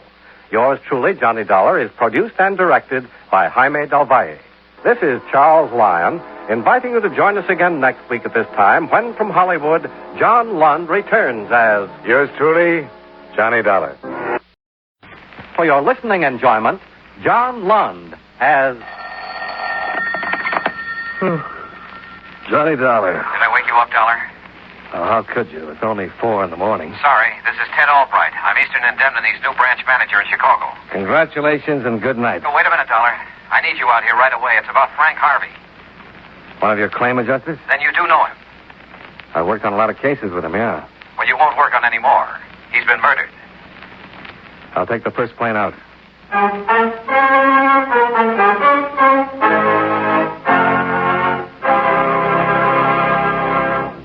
Mind if I cut in to say something, fellas? It won't take too long, since a word to the wise is sufficient. And in the English language, there is one word which is important to just about everyone in the world. That word is security. Security has several different meanings, however. Usually, we think of it in connection with the protecting of our military installations and defense industries. But it means more than that. There is a security which applies to every man, woman, and child in America. The security which comes from being in good health, having a good education, and being well taken care of in case things get a little too tough to handle by oneself. This kind of security is the problem of the President's newest cabinet member, the Secretary of Health, Education, and Welfare. This department ties together the work of several governmental agencies. First, there is the United States Public Health Service, which strives to make certain that the general health of the people in our country is in the best of condition. Then there is the Food and Drug Administration, which guarantees that the food we eat is pure and safe to eat. The Social Security Board, which takes care of old people, children, and the blind who need assistance, also comes under the Department of Health, Education, and Welfare, as does the United States Office of Education. This office does research on the educational possibilities, changes, and opportunities, and passes on its information to the various state boards of education. As you can see, the Department of Health, Education, and Welfare is one of the most important agencies in our government, assuring us, as it does, of a normal and healthy way of life.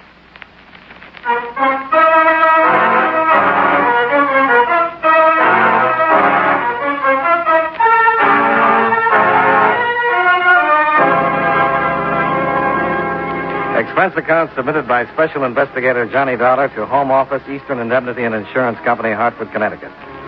The following is an accounting of expenditures during my investigation of the classified killer matter.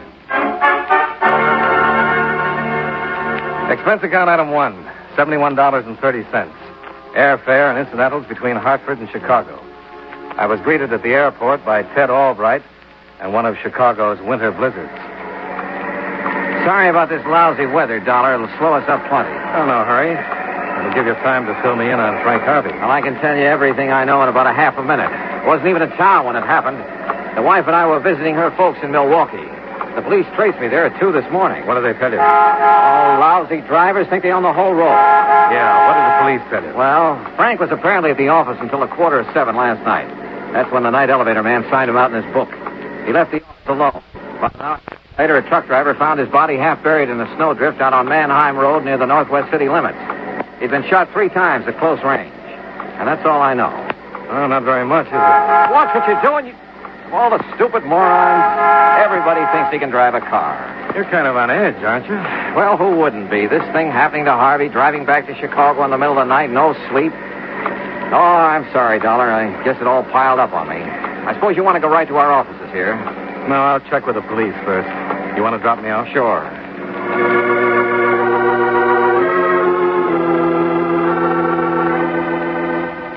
By the time we got down to 11th and State, the snowplows were out in full force. I went up to Homicide, where I met Lieutenant Franchetti. A blizzard like this always cuts down the crime incidence rate, Dollar. Homicide particularly. There'll be a rise in deaths from natural causes and yakky-dack, but not much for our department. Yakky-dack? Yeah, anti-freeze. Favorite cold weather drink of the bums on West Madison. They drain it from the radiators of parked cars. It's pretty lethal. And here. Oh, thanks. You want to know what we got on Frank Harvey, do you? That's the general idea. Well, we picked up a little more dope since we talked to Albright. Looks like Harvey was murdered while trying to sell his car. How do you figure that? We've been running a classified ad in one of the evening papers for the last couple of nights. Here's a copy of it. Thanks. For sale, 53 Cadillac convertible, perfect condition, all accessories reasonable. How does this tie in? Well, according to one of the mechanics in the garage where Harvey kept his car, he met a prospective buyer there last night. He heard him discussing the car, and then Harvey and the man got in and drove off. That was about 5 to 7. The mechanic give you a description? Yeah, pretty detailed one. Didn't catch his name, though. Ziegler's checking over the mug books right now. That's the mechanic's name? Yeah, Will Ziegler. So far, he's drawn a blank. Anyway, at 8:37 last night, we clocked in a call from a truck driver phoning from a pay station out on Mannheim Road. He'd found Harvey in a snowbank. He was shot to death, huh? Yeah, 3 bullet wounds, 2 slugs still in him, 3rd one's missing, .38 caliber. The land and groove marks are clean enough to identify the gun if we ever find it. What about the car? It's missing. Put out an APB with a description of the man and the general pickup on the car. No luck so far. Well, how do you see it, Lieutenant? Well, my guess is somebody figured out a cheap way to get himself a good automobile. Well, that's it, Dollar. Looks pretty routine from here on in. Nothing much you can do to help. No, maybe not, Lieutenant, but I'd like to stick around. Well, sure. Nothing else you can probably... Oh, excuse me. Lieutenant Franchetti. Yes, Sergeant. Oh, good. The address again? Mannheim Road. Yeah, I got it. Thanks. Would you like to take a ride, Dollar? Where to? Mannheim Road. I just found Harvey's car.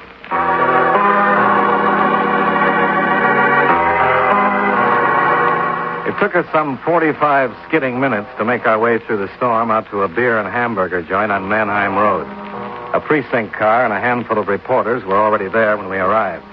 A detective sergeant filled us in on the background. The owner of this place came out about an hour ago to open up, Lieutenant. He saw the car parked out there in the parking lot and phoned in. Uh-huh. It's Frank Harvey's car, all right. Been out here a long time, all that snow piled on it. Yeah. No doubt about where Harvey got shot. Not with all those bloodstains on the seat. Uh-huh. You sure that mechanic said it was a man Harvey drove off with last night? Does something give you a different idea? There's a woman's compact back here on the floor.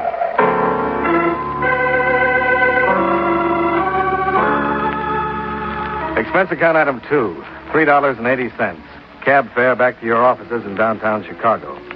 We got nowhere talking to the beer joint owner, and there weren't any more physical clues in the car to tell us anything. But I figured maybe Ted Albright could. Just doesn't make sense, Dollar. Why not? Well, you said the garage mechanic saw Frank drive away with a man. How'd a woman get into the picture? Well, I thought maybe you could help us with that. Me? How? Well, you were Frank's boss.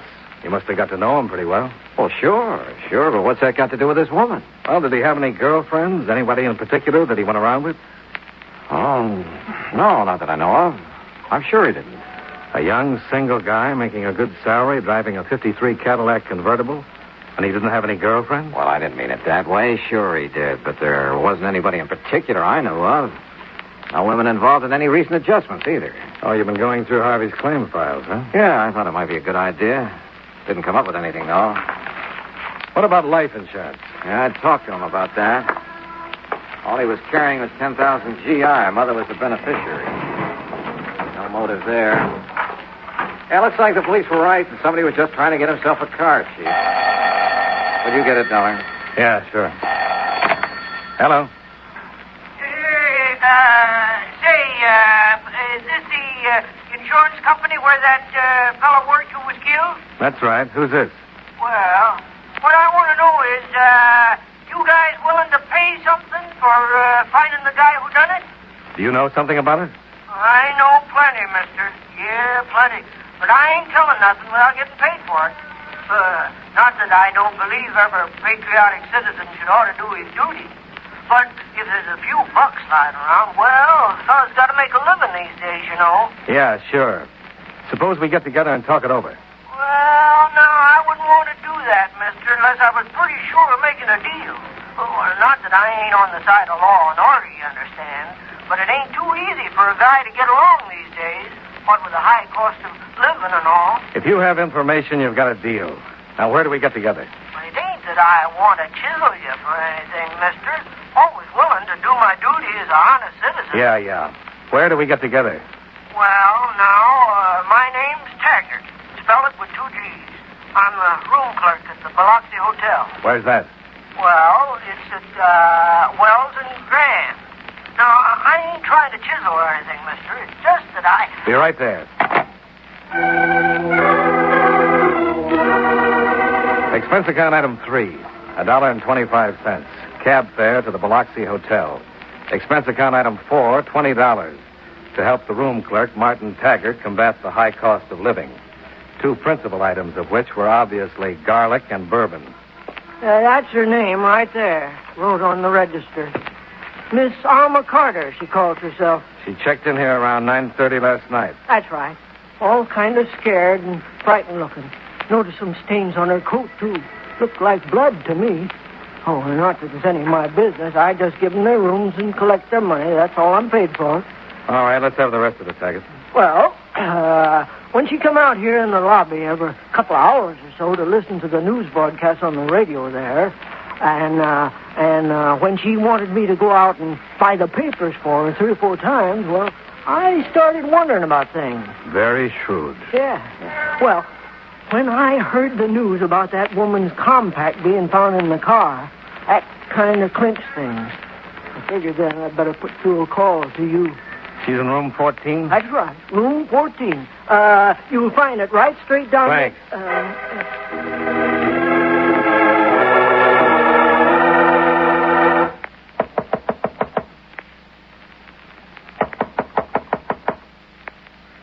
Yes, who's there? Miss Carter, I'd like to talk to you. Who are you? My name is Dollar, insurance investigator. Insurance and... All right, come in. Thanks. Now, what's this all about, Mr. Dollar? Knocking on a perfect stranger's room, saying you have to talk with me. Let's get one thing straight first. You're wrong about our being strangers. Wrong. I've never seen you before. No, but I've seen you. Or at least your picture. My picture? Yeah. On the desk of the Chicago manager for Eastern Indemnity. On the desk of... That's right. Mrs. Albright.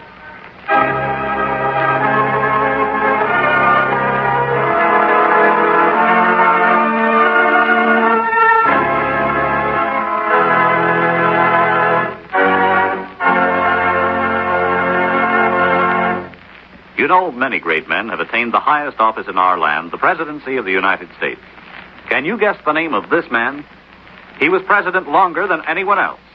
Probably no other president since Lincoln had as many friends and enemies. During his administration, many beneficial measures became law, such as unemployment compensation and Social Security.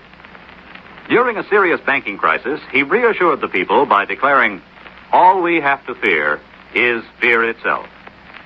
When he was 63, a brain hemorrhage put an end to one of the most controversial administrations in our history. If you don't have his name by now, here's one more clue. He was the first to broadcast the so-called fireside chat. Who was he? Franklin Delano Roosevelt, 32nd President of the United States. His life is part of your American heritage.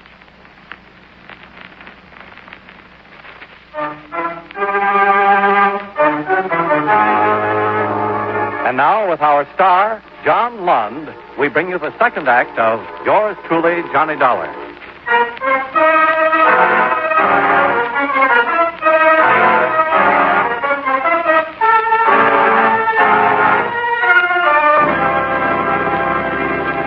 Under the proper circumstances, Mrs. Ted Albright could have been a very attractive woman. Under the circumstances in which I met her, she didn't come even close to making the grade. So you know who I am. You know I'm Ted's wife. You were with Frank Harvey last night Yes, when he was killed? yes. What happened, Mrs. Albright? Can I have a cigarette, please? Yeah, sure. Yeah. Thanks. I ran out a couple of hours ago. Didn't help my nerves any. Yeah. Thank you, that helps. All right, what happened, Mrs. Albright? Well, Frank was going to give a prospect a ride in the car last night. He asked me if I'd mind going along. Pretty friendly with Frank, were you? We were good friends. Your husband know that you had this date with her? No, Ted thought I was visiting my folks in Milwaukee. Mm-hmm. Go on. Frank picked me up at the main entrance of the insurance building about 7. This other man was in the car? Yes, the front seat next to Frank. I got in and sat between him and the door. Did Frank introduce you? He mentioned the man's name, yes, but it was in kind of a mumble. I didn't get it. Okay. What happened then? Well, the man asked Frank if he'd mind driving out to his house so he could have his wife look at the car. He didn't give the exact address, just told Frank to drive up Mannheim Road. Mm-hmm. Go on. We were driving along a lonely stretch of road when the man told Frank to pull over to the side and stop. He had a gun in his hand. Frank asked him what the big idea was. And the man laughed in a kind of crazy way. He pulled the trigger. What happened then? Everything was kind of a blur after that. I think I screamed. Tried to get out of the car. I know I fell to the ground. And I got to my feet and started running. Did the man chase you? I don't know. I just kept on running, and when I saw that old shack down the road, I ran behind it and hid. I think I fainted then. Sometime later, I got a lift from a passing motorist. He took me into town, and I came here. You've been here ever since? Yes. Why didn't you call the police when you got into town? Don't you realize what happened? I was out with a man who wasn't my husband. Involved in a murder. I couldn't tell anyone. My only chance to avoid being involved in a scandal. Can't you understand that? No, I can't. And I don't think Frank Harvey could either.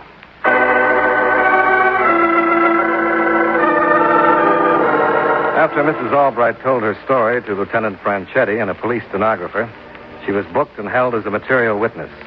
Then Franchetti sent out a pickup for Ted Albright. Now, looks like it's boiling down, Dollar. Fella's husband hires a gun to knock off his wife's boyfriend. It's a classic pattern. Yeah, maybe. What about that garage mechanic? Ziegler? Yeah. He have any luck with the mugbooks? Yeah. Came up with 3 that he said looked pretty close, all ex-cons, long records. We're running them down now. How does Mrs. Albright's description of the killer fit? Not too close. I showed her the mugs, and she said no. But then she would. Why? Well, once we get the guy, he'll put the finger on her husband. That'll be a stinking mess. Well, it's not exactly reminiscent of a rose right now.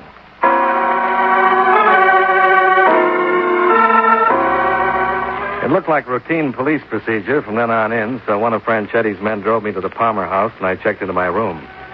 I was looking forward to a hot shower, but I didn't quite make it. Johnny Dollar. This is Albright, Dollar. I've got to talk to you. Where are you? Down in the lobby. Come on up.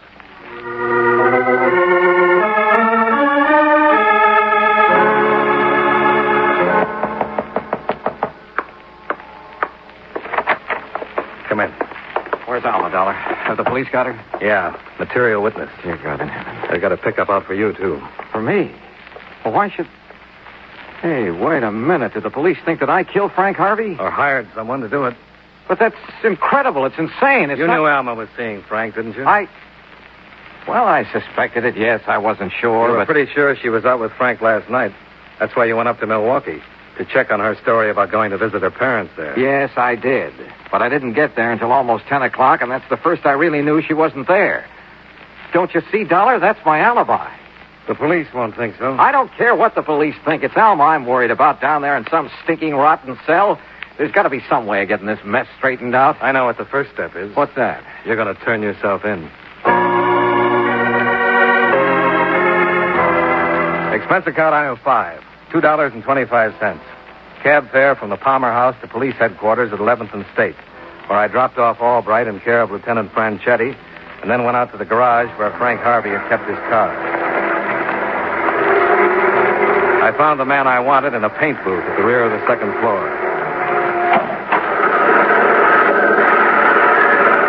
Ziegler?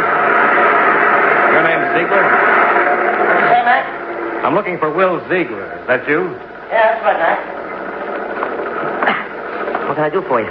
My name is Dollar. I'm an insurance investigator. Yeah, that's so. I'd like to ask you a few questions. Oh, hey, I get it, Mac. Insurance investigator. Yeah, that guy Harvey, he was in the same racket, wasn't he? You know, the guy who got killed. Yeah, that's right. Yeah, it was rough. Guy getting himself bumped off that way, real rough. I was standing right there when he and the joker who done it drove off, you know. Yeah, that's what I wanted to talk to you about. Yeah, sure, Mac. Be glad to tell you what I can, but I already gave that lieutenant, what's his name? Franchetti? Yeah. Yeah, I already gave him all the dope. I picked out 2 or 3 guys from that Rose Gallery book that looked like the Joker I seen. Had you ever seen that man down here before? I couldn't swear it, Mac. I don't think I ever seen a guy before, no. What about Ted Albright? Who? Ted Albright. He was Harvey's boss. Ever see him down here? Albright.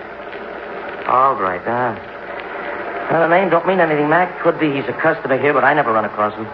Okay, let's get back to this man who drove off with Harvey. Huh? Did you notice anything strange about him? Anything different? Peculiar? No, that's the trouble. Like I told that lieutenant, you never can tell about them kind of jokers. What kind? You know, them psychos. Like that guy is. Oh, you figure he's a psycho? Oh, sure, has to be. I got it all figured out. Yeah? How's that figured? Look, here's a guy, sees an ad in the paper. Car for sale. So he figures he'll meet the guy who run the ad, drive out on some lonely stretch of road, bump him off, and make away with the car. Just don't make sense. Why not? Any guy who's in the hot car business don't go through all that trouble. And letting people see him besides. He picks out some nice-looking jalopy parked on the street, picks a lock, jumps the ignition, and he's off. Clean. Get what I mean? Yeah, I get what you mean. Sure, but this guy don't do it that way. He puts himself in a spot where I can see him.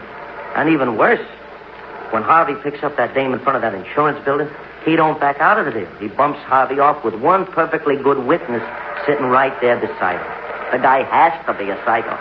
Seems to make sense. Sure. I got it all figured. Look, when that lieutenant, what's his name? Franchetti. Yeah, Franchetti. When he picks up them 3 guys I put the finger on, all he's got to do is find out which one's the psycho. That'll be the guy he's after. But look, I got to get back on the job, Mac. Guy wants it by 5 this afternoon. I hope I helped you out, Mac. Let me know if you get that guy, huh? Yeah. I'll let you know.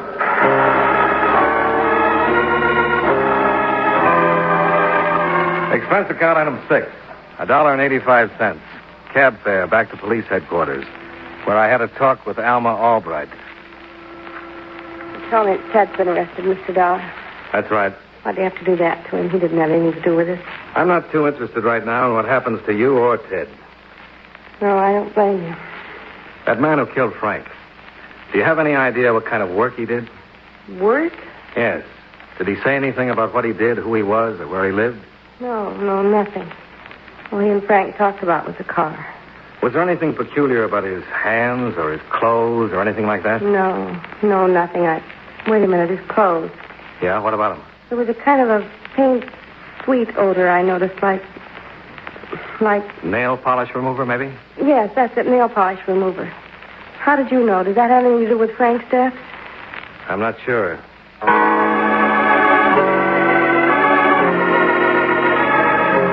Expense account item 7, $1.85. Cab fare back to the garage.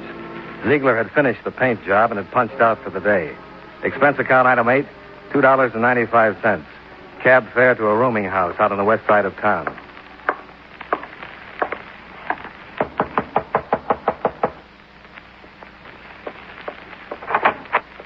Hey. Hi, Mac. Come on in. Come in. Thanks. Well, What brings you out this way, Mac? Something turn up about that joker who bumped your insurance friend? I wanted to talk to you about that theory of yours. Theory? Oh, you mean about the guy being a psycho? Yeah. I think you've got something there. Oh, yeah, sure I have. It figures. Say, look, I was just getting some clothes together to take down to the cleaners. You mind if I go ahead with it while we talk? No, go right ahead. Thanks. Hey, about that psycho routine, yeah. That's the only thing that makes sense about the whole business. You know, him knocking off your friend with the girl in the car and all. I thought of another angle about the girl, Ziegler. You might have had some plans about her, too. Hey, that's right. Never thought of that. It ties in, though. Yeah, no telling what a psycho will do where a pretty girl's concerned, huh? How do you like this jacket, Mac? Some class, huh? Set me back a C-note. You kind of go for classy clothes, don't you, Ziegler? Oh, yeah, I like them fine. Big cars, too, huh? Oh, you ain't just whooping, Mac. Nothing gives a guy class like sharp clothes and a real fine car. What did you think of Frank Harvey's job? That? Mac, that was the end. A real dreamboat. Car like that, clothes like these. I could really have the dame standing in line waiting for him, huh? Uh-huh. Yeah. You always take that many clothes to the cleaners at one time? Oh, yeah, you gotta take good care of rags like this, you know. Should be cleaned after every time you wear them. Do they have any trouble removing the acetone odor from them? Acetone? Yeah. The solvent you use in your auto paint. Oh, yeah. Yeah, that stuff really cleans. That's what Mrs. Albright said. That right? Who's she? The girl you and Frank Harvey picked up in front of the insurance building last night? Oh. Yeah. She, noticed it, huh? That's what she said. Nice-looking babe, that Mrs. Albright. Real nice. Just the kind to fit in with classy clothes and a dreamboat car like Harvey's, Oh, huh? man, you're saying it. A doll like that, a car like that, a guy'd really be sitting on top of the world, huh? Yeah. How'd you know, Mike? That, acetone stuff tip you, huh? It helped. Mm-hmm. Your crack at the garage about picking up the girl was the real tip. Yeah, that's right. I shouldn't have known about that, should I? How do you like that? Always did shoot off my mouth too much. Well, you want to ride in with me or wait till the cops get out here? Might as well ride in with you, Mac. I'll get my coat and hat, huh? Don't try it, Ziegler. Okay, Mac. I quit. I always get excited at the wrong time. Like I did with Harvey. Oh, that was too bad. Killing him? No. Doing it in the car that way. Spoiled that great upholstery. Couldn't even use the job after that. That was a mistake.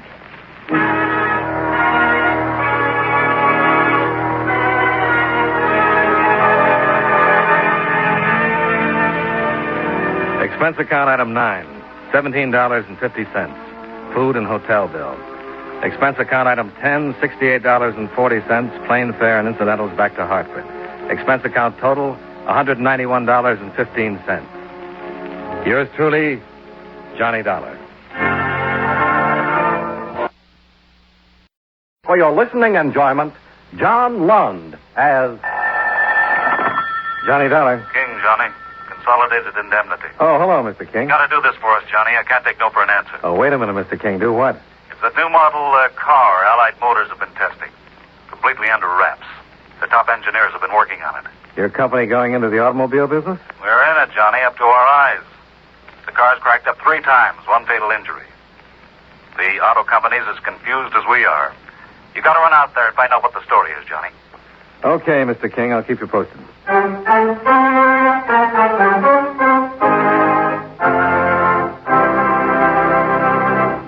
Mind if I break in a few seconds to discuss games with you? How many of you, when you were youngsters, ever tried to escape from the world of reality by playing cowboys and Indians or cops and robbers? Today's youngsters have added 2 more professions to the world of make-believe: spacemen and G-men. And speaking of G-men, Do you know where that name came from? Actually, it was used about 20 years ago by gangsters to describe members of our Federal Bureau of Investigation, and the name stuck. It's easy to see why youngsters have added G-men as heroes to their play world, since they are a most important part of our country's protective forces. Actually, the Federal Bureau of Investigation is part of the Department of Justice and acts as a kind of detective agency whose duty it is to track down those who break our federal laws. The FBI also does counterintelligence work in ferreting out spies and saboteurs. And here's an amazing fact about our FBI men. Despite the extreme dangers of their work, it wasn't until some 20 years ago that they were given the authority to carry guns. With no other weapons than courage, resourcefulness, and determination, they had to track down and apprehend dangerous racketeers and spies. Today, however, you will find that the typical FBI agent may be a lawyer, accountant, or specialist in some other profession, but thoroughly trained in scientific police methods and handy with any type of weapon.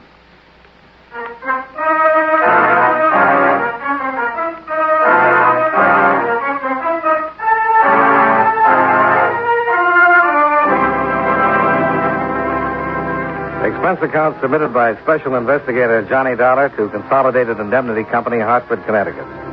The following is an accounting of expenditures during my investigation of the road test matter. Expense account items 1, 2, and 3. Taxi to airport, $3.50. Plane ticket to Detroit, $84.75. Taxi to Allied Motors testing grounds, $4.15.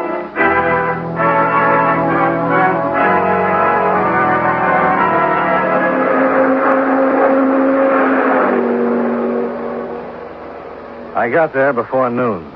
There were a lot of signs around the place reading absolutely no visitors and keep out, no trespassing. So it took me about 10 minutes to persuade the guard at the gate to let me through.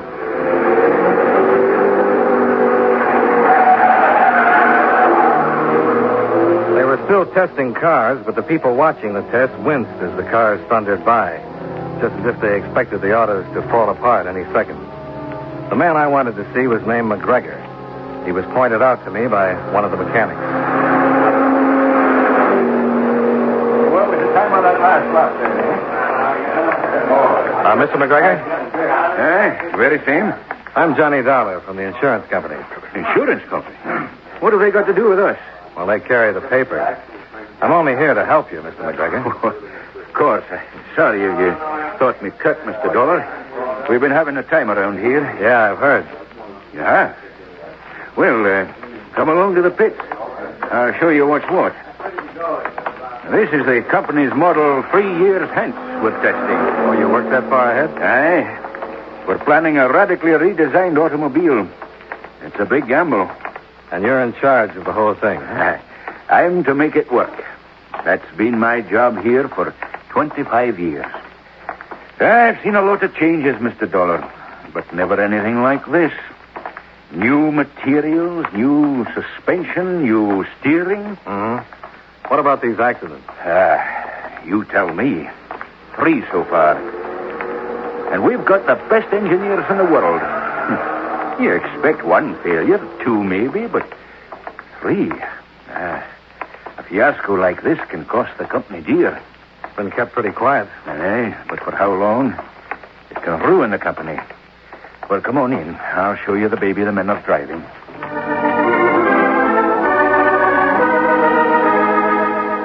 Well, there she was. Allied's experimental model. If they'd been taking orders, I'd have signed then and there. Until I remembered that 3 of these dreamboats, each hand-tooled and serviced by the best men the company could find, and driven by crack drivers, had fallen apart on the track.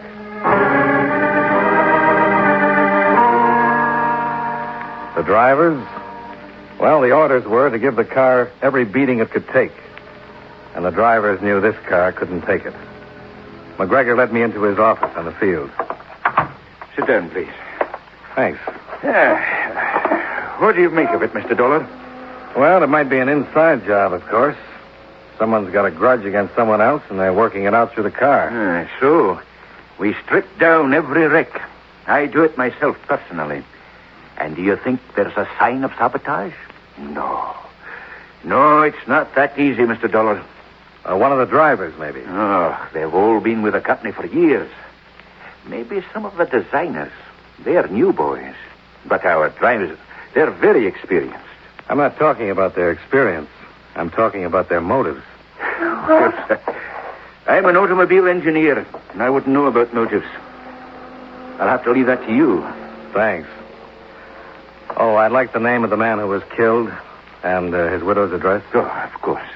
I'll write it down for you.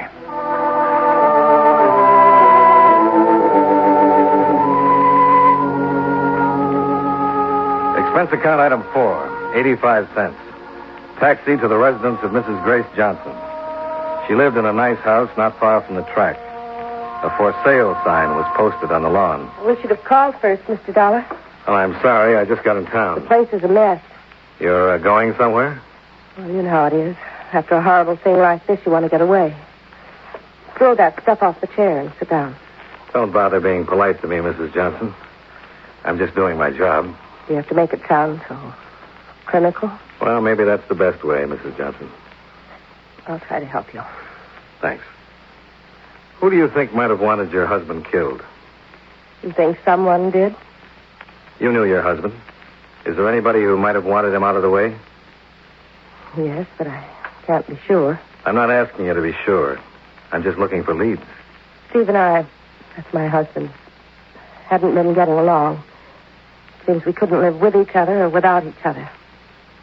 I didn't know where to turn. These things happen, Mrs. Johnson. Turned to a friend of Steve's. One thing led to another, and pretty soon, well, we were thinking that if only Steve was out of the way. But I didn't think he would do it. I didn't. Do you know that he did? Of course not. He hasn't been to see me once since. I'm getting out of this place. It's like a bad dream. What's your friend's name? It's Simmons. Joe Simmons. What does he do? Do? He used to be a test driver with Allied, same as Steve was. Hmm. May I use your phone? Yes, of course. I'll show you where it is.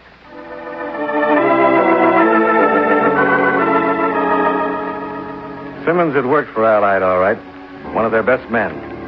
He'd quit after the Johnson accident. When I went to the address he'd given as his home, I found he hadn't lived there for 6 weeks. But his landlady said he liked to stop in at Kirby's Bar and Grill down the street. And she believed he still lived in the neighborhood.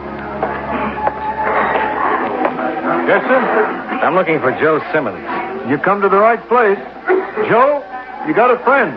That's him over there. Thanks. Mr. Simmons? Yep. I'm Johnny Dollar. I'm with the insurance company interested in the Allied Motors business. A cop? No, we're just the people who pay off the claims. They've asked me to look into it.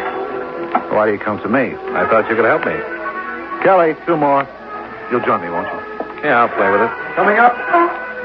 How much do you know? Well, I know Steve Johnson had a pretty wife. Oh, you've been seeing her. And she told you how she cried on my shoulder. I suppose she also told you I let her on or something? Put him on my tab, Kelly. Right, Joe. I'm a little tin goddollar, but Steve was my friend. If I took his wife to the movies or out to dinner, he knew about it, even though she didn't know he knew. That sounds complicated. No, he was crazy about her. He was trying to keep it going. He thought I could straighten her out. How come you quit driving? My car's not right. I've been test riding too long not to know that. Allied makes the best cars in the business. You're telling me? This one handles like a bar of soap. It does everything but answer your mail. Then suddenly, wham! For no reason, it falls apart on you. You tell me a car like that's all right? Every car or just some of them? How would I know? Well, maybe some of the cars could have little bugs put in them. Like if one driver was in the way. I get you. You still think I did it because I was going out with Grace? Yeah, something like that. There's only one thing wrong with your hunch, Dollar. I'd have to get to the car. They watch them like crown jewels. You could figure out a way. And I'd have to want to do it. I told you I wasn't double-crossing Steve. He knew I was seeing Grace. Do you know you and his wife were thinking how nice it would be if he were out of the way? I'll leave the tip. And, Mr. Simmons, I wouldn't leave town with the widow just yet.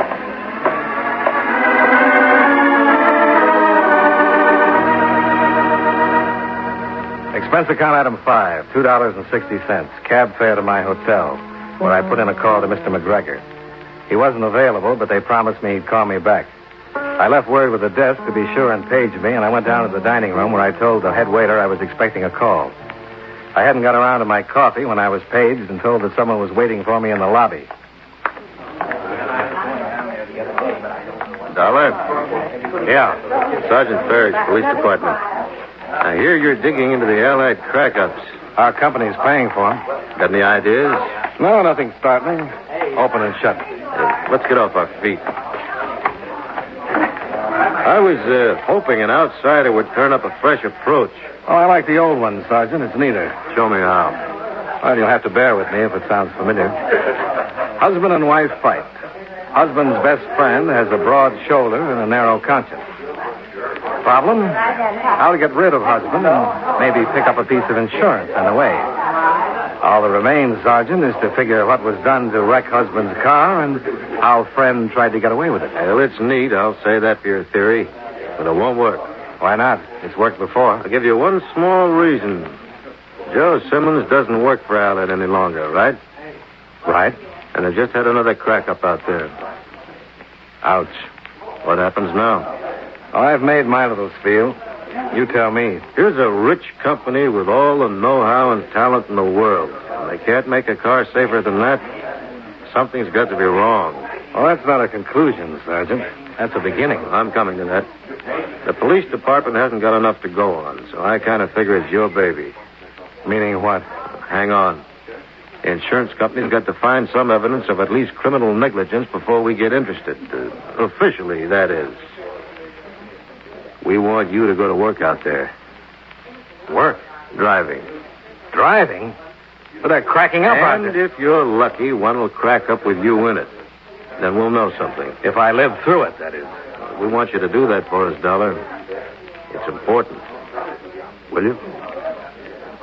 Ah, the things I get involved in. All right. Good luck, Johnny. Yeah.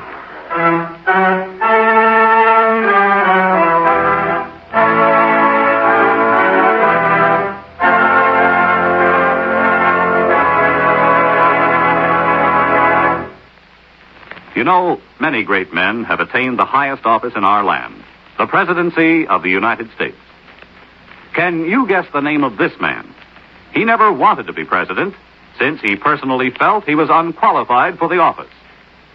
When he was only 30 years old, he was appointed member of the Ohio Superior Court. He was President Grant's Secretary of War and Attorney General.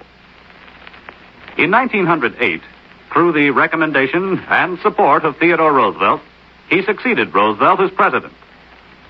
If you don't have his name by now, here's another clue. During his administration, the Postal Savings Plan and Parcel Post were established. Who was he? William Howard Taft, 27th President of the United States. His life is part of your American heritage.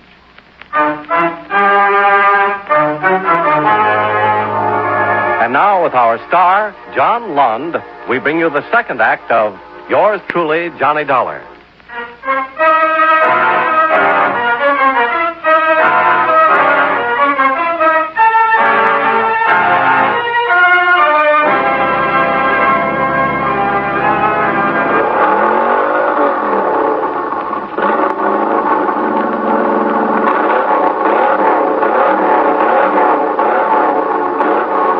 All right, Jim. Throttle her full. All right, Jim. Get it! Get it! Come on. All right, everybody. Back to work. Back to work. Have her towed to the shop and take her down. Couldn't we just smell her for scrap and save the trouble? Come on. What made it go to pieces, Mr. McGregor? Ask the engineer who designed it. I got a better idea. And what's that? Put me to work, driving. There are some things you can't learn at second hand. Oh, you're kidding, of course. No, Mr. McGregor, I'm not. Very well. You got a minute, Dollar? Do I get the driving job or I've not? got something in my office. It ought to give you an idea or two. After you. Care for a wee drop of the stuff? Not elegant, but paper cups will serve. There you are. Cheers.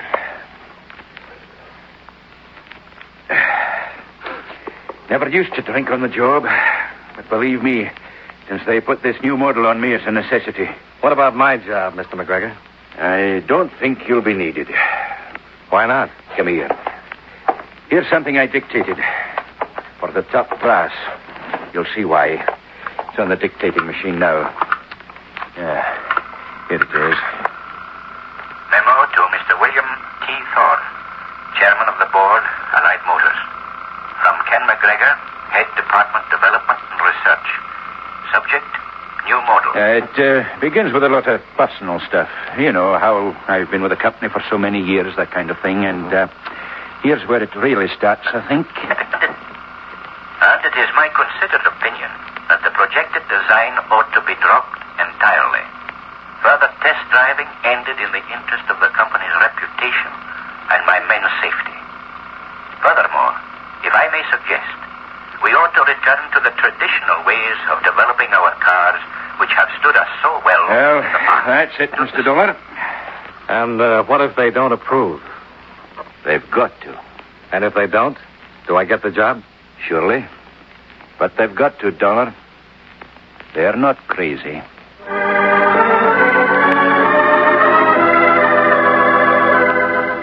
They'd read the memo in the executive offices by the time I got to them. They were inclined to agree with McGregor, and it took some fast talking on my part to convince them they should keep the experimental models testing. The insurance company had a lot of money invested in those accidents, if they were accidents, and I didn't see folding up my tent and stealing into the night without some explanation.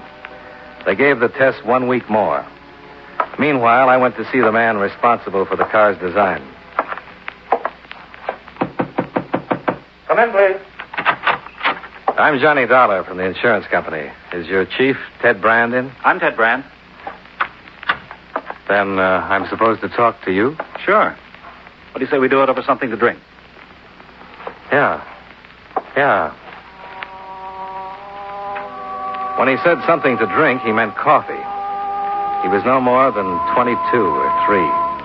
And that's what threw me when he told me he was the man responsible for the radically redesigned car of the future. So there you are, new car from top to bottom.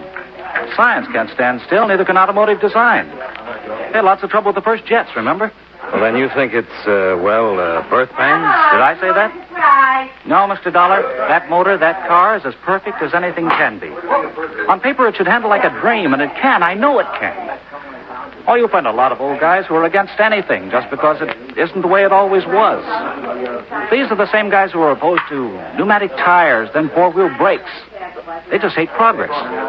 You follow me? Yeah, I think I do. This car has got to work, that's all. Just like 2 and 2's got to make 4. How about another cup of coffee? No, thanks. You have a cup on me. I've got somewhere to go.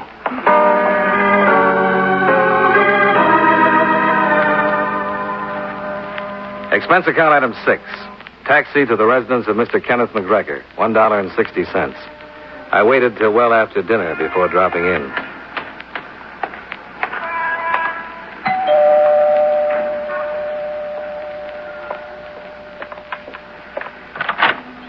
Yes? My name is Dollar. Is Mr. McGregor in? No. Well, do you expect him soon? Well, if he's not here by this time, I can figure he won't be home at all. Can I help you? I'm Mrs. McGregor. Well, I don't... They're working him awfully hard at the plant these days. He's been staying there nights a lot recently. Oh? Maybe I can talk to you. Won't you come in? I'm so glad for the company, Mr. Dollar. With Mr. McGregor away so much, I tell you, I just pine for someone to talk to. Can I fix your cup of coffee? No, thanks. Nice place you have here. Thank you. We like it. The company has been very good to Ken. He's been with them a long time, you know. I guess he must like his work. Oh, he loves it. They wanted him to retire several times, but not Ken. Offered him a pension, too. But I guess they realize he knows more about cars than anyone in the whole world, I do believe. He seems to work hard, staying away so late, missing dinner. Oh, he wasn't always like that. He works hard, but he's also a family man, do you know what I mean? But lately, he's had so much on his mind. The way I see it, he wants to make one more showing before he does quit. Yes, I see what you mean.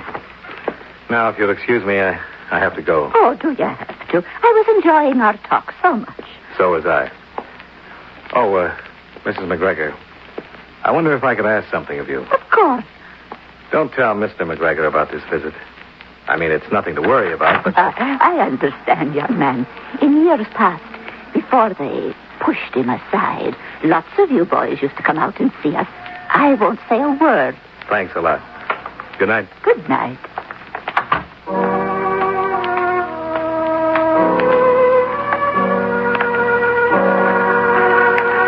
And there it was.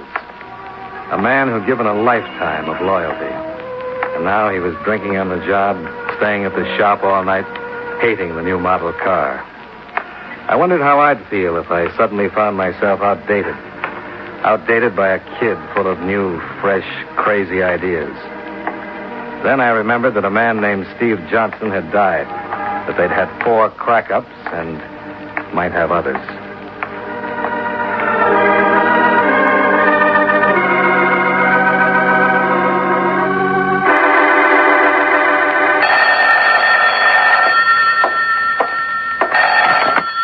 Johnny Dollar. Sergeant Ferris, Johnny. Can you come out to Allied? It's important. What's happened, Sergeant? Another crack-up? Worse. Murder. Murder? Who? McGregor.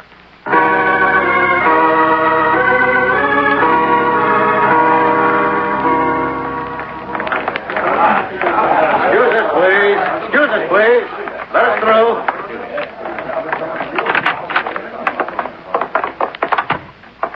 There it is. Just the way it was found this morning. Seems to have been quite a struggle. It does for sure. He spent the night here. How do you know? I went out to his house last night. He's been staying away a good deal. I guess he was pretty sore at what he thought the company was doing to him. So he went and got himself killed? He got me there, Sergeant. Did he go out for dinner or anything last night? The guard at the gate said he left around midnight. Was back in an hour. Did he make any calls? Switchboard's closed at that hour. He had a direct line. That's all you know, then? Someone came to see him. Oh? Hold your horses. It was early in the evening. He left hours before it happened. They check everybody in and out through the gate. Uh-huh. I get it. There's some guy who used to work for him or something. The man at the gate knows him. Who was it? Simmons. Joe Simmons.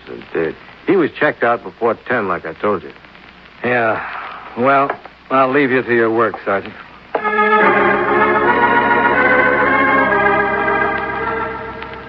I went to Kirby's Bar and Grill, but Joe Simmons wasn't around.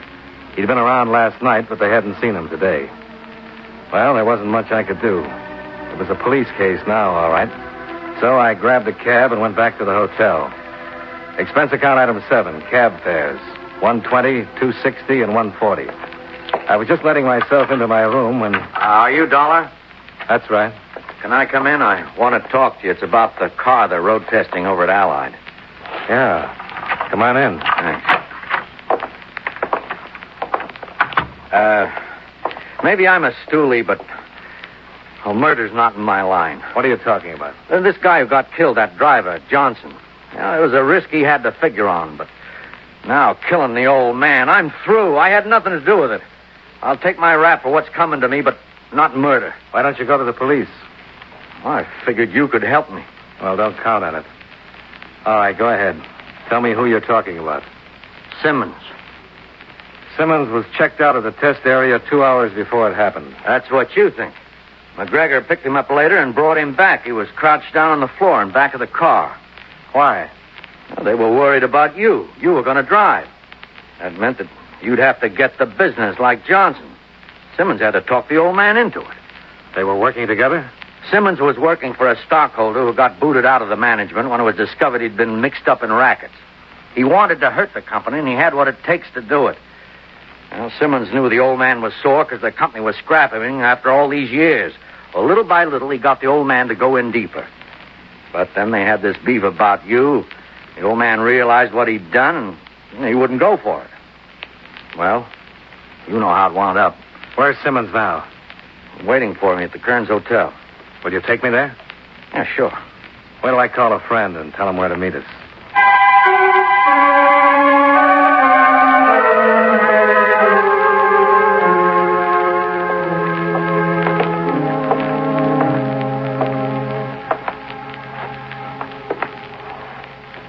They got a gun? Yeah, a service revolver. All right. Go on in. Okay.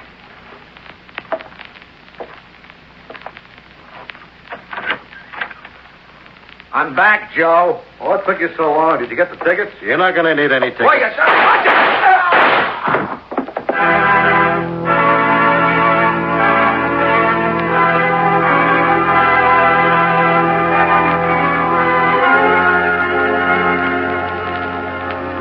Expense account total, including return fare, $217.40. Remarks: the name of the stockholder has been submitted above, and he is currently held by the police.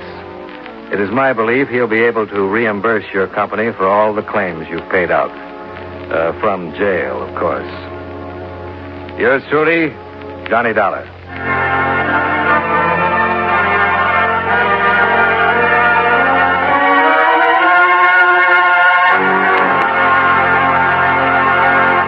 Yours truly, Johnny Dollar, stars John Lund in the title role and was written by David Chandler with music by Eddie Dunstedter. Featured in tonight's cast were Fred Mackay, Bill Johnstone, Virginia Gregg, Ted Bliss, Clayton Post, Hy Averback, Eleanor Audley, and Joe Kearns. Yours truly, Johnny Dollar, is produced and directed by Jaime Del Valle. This is Charles Lyon, inviting you to join us again next week at this same time when, from Hollywood, John Lund returns as... Yours truly, Johnny Dollar. Lund as... Johnny Dollar. Dave Hopkins, Johnny. Camden Life and Fidelity. Got a German visa? Why, I sleep with it under my pillow, Davy. Huh? If you want, Berlin, your next port of call. Want it? Oh, what's the story, Davy? It's like this, Johnny. A client of ours, Sam Harvey, category 50,000, 20 paid life. A couple of years ago, Harvey went to Berlin as consulting engineer for a machine tool firm. 6 months ago, he upped his policy from 10 to 50,000. Good head on his shoulders. Just listen, huh? Also, he changed beneficiaries from his mother to a woman he married over there. Well, that's allowed, isn't it, Davy? Maybe, maybe not. Yesterday, we got a cable from Berlin police. Herr Sam Harvey is newly dead in the Rhineland. Well, Johnny? Okay, Dave, you named it. Berlin.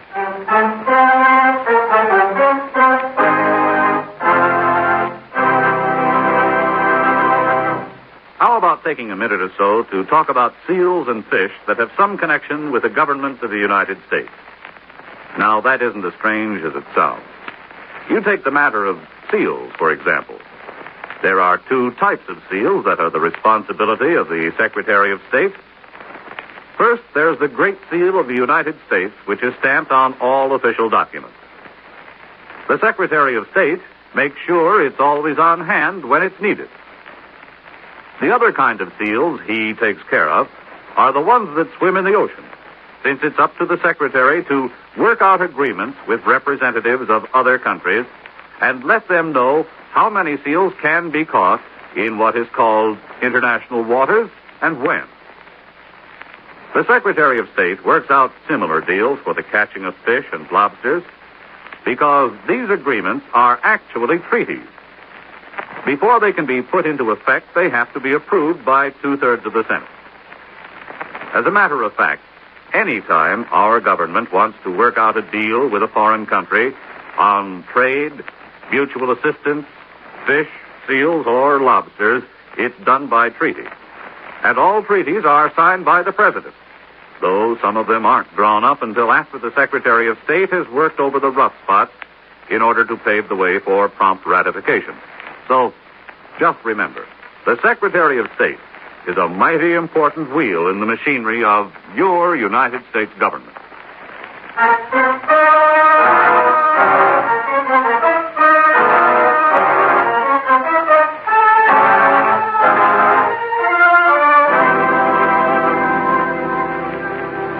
Expense account submitted by Special Investigator Johnny Dollar to Home Office, Camden Life and Fidelity Company Limited, Camden, New Jersey. The following is an accounting of expenditures during my investigation of the Berlin matter. Expense account item 1, $546.73, airfare and incidentals to Berlin via New York City.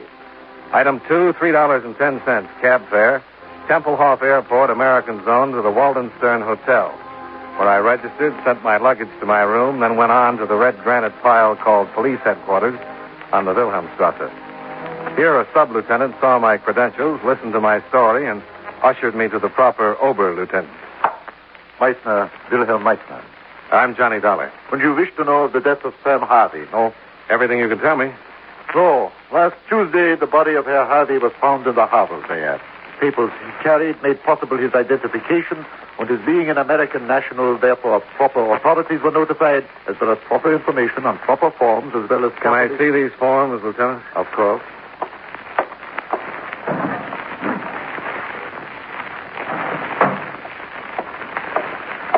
Here, as you please. Thank you. Says here his body was found just north of Spandau. Where's Spandau, Lieutenant? British Zone. Well, what would Sam Harvey be doing there? Please. Well, it says here Sam was employed by Koenig Machine Tool, which it also says here is in the American Zone. So I'd like to know, Lieutenant, if you have any idea what he was doing. I will show you something. It will make things easier. Good. Map of Berlin.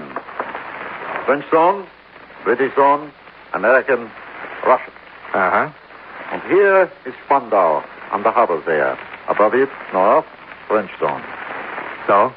My guess is your Sam Harvey died somewhere in the French zone, was thrown into the harbor river, which currents carried him down to here, to the harbor there, where he was found. But that's only a guess. Unofficial. Official, it would be written down, but it is not. Why do you make a guess like that, Lieutenant? You see, here, the suburb, Hegel, and the French zone, it is trackless. What does that mean? Rough. Tough. Now, Sam Harvey is certainly not the first man who was dumped into the harbor river. Dumped? Dump means murdered and pushed, Lieutenant. Murdered and pushed. Okay. What else? You see here, in the file, positive identification made by Paul Turner. Who is Paul Turner? A friend of Herr Harvey. He claimed the body and buried it. Also, he took it upon himself to notify Herr Harvey's wife. Why does it say wife? Nowhere, but I recall Herr Turner said Paul Harvey was in Vienna and that he would inform her of the death of her husband. No, I think that's real friendly, don't you? Please. Never mind. Well, thanks, Lieutenant. Can I do something for you in return? A beer or something?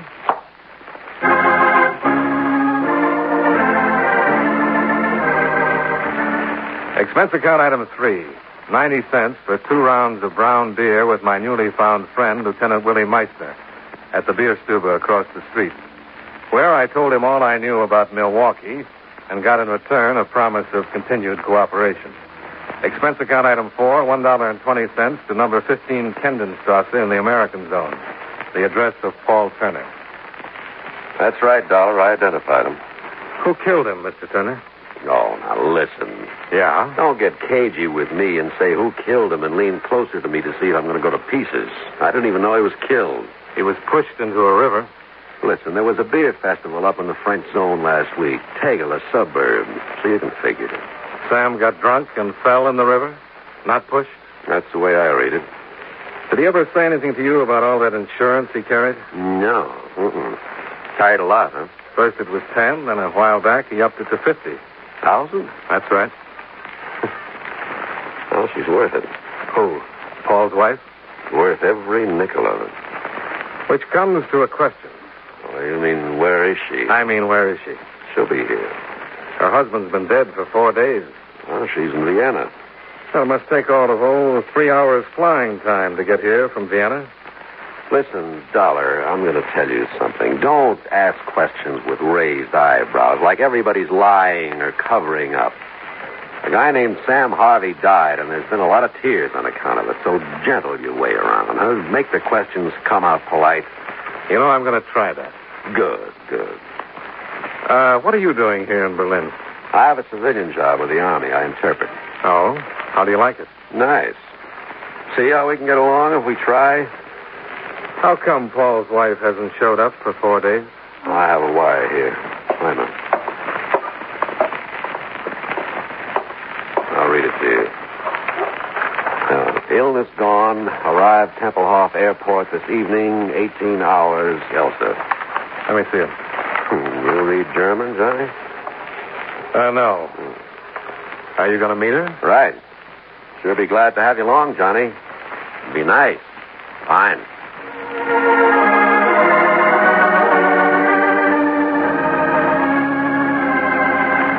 Expense account item 5, $3.40. Full tank of petrol for Paul Turner's Volkswagen. He had his hand trapped in his pants pocket. We had a little time before Elsa's plane landed at Tempelhof, so we rode around Berlin, a 3-zone. The 4th didn't encourage sightseers. At a little before 6, we got to Tempelhof. Flug 39 von Prag, Budapest und Wien. Passagiere ungefähr Ausgang 3. Oh, she's a little ahead of schedule. Yeah. You'll know Mrs. Harvey when you see her? You know, you ask polite, but you don't listen polite, Johnny Kid. I told you Sam's wife is worth every penny the $50,000 you say he left her. Now, would I say a thing like that if I didn't know her when I saw her? Well, you hadn't mentioned it. Now, before he married her, the 3 of us went around a bit in Vienna. Then Sam married her. And Elsa stayed in Vienna. I haven't seen her since. 6 months now. Why did she stay in? Yeah, that must be Elsa. See? Black dress, heavy black veil, black gloves. Classy dresser, that Elsa. Yeah. Come on. Elsa? Elsa. Bitte? Paul Turner, Elsa. Don't you remember? Oh, this veil, it is so... I will lift it. Oh, hello, Paul. It's been a long time since we were together, Elsa. A long time. I'm sorry about Oh, you, my husband's close friend, his dear friend, Paul. Mrs. Harvey? Bitte? I'd like to introduce myself. I'm Johnny Dollar, insurance investigator. Bitte? Insurance investigator means that I was sent here to investigate your husband's death for my company. Well, it means he's got $50,000 for you, Elsa, but first he's got to ask. Please, Paul, let the gentleman speak. I'll have to ask you where you were when your husband died. In Vienna. Why did you live in Vienna, Mrs. Harvey, and your husband in Berlin? I have work in Vienna. Work I cannot leave. With the refugee commission. Sam had his work here. We lived there as we wanted and as we needed. You are finished, Mr. Dollar? Well, no, I'm not quite finished. No. Paul, please. You finished, Dollar. For now. Come on, Elsa. I'll get you through customs.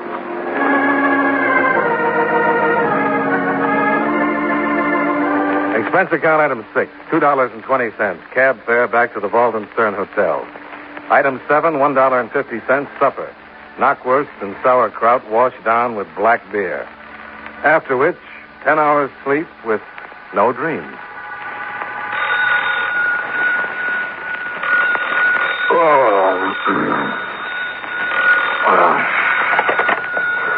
Dollar? Johnny Dollar? Sir?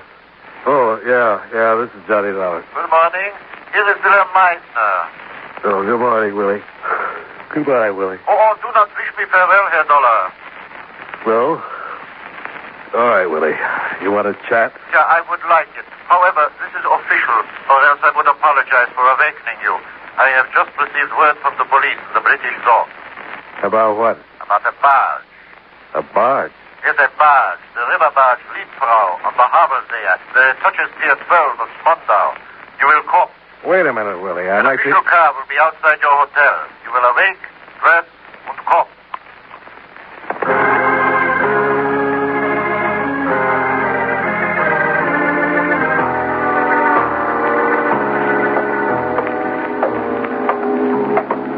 Here, on the barge, Dollar. Come here. Yeah, here, Dollar. Well, only yesterday it was Willie and Johnny. What's happened? Come here, please, to the pilot's cabin. In, Herr Dollar.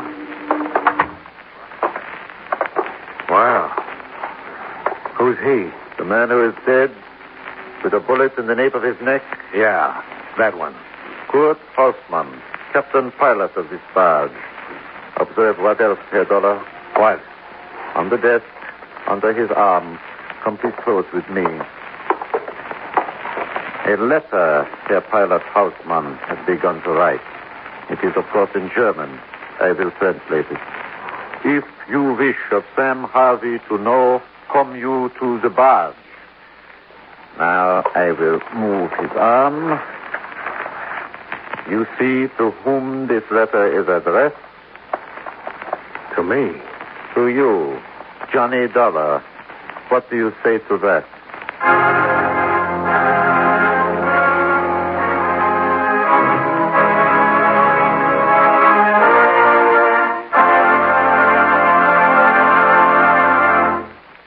You know, many great men have attained the highest office in our land, the presidency of the United States.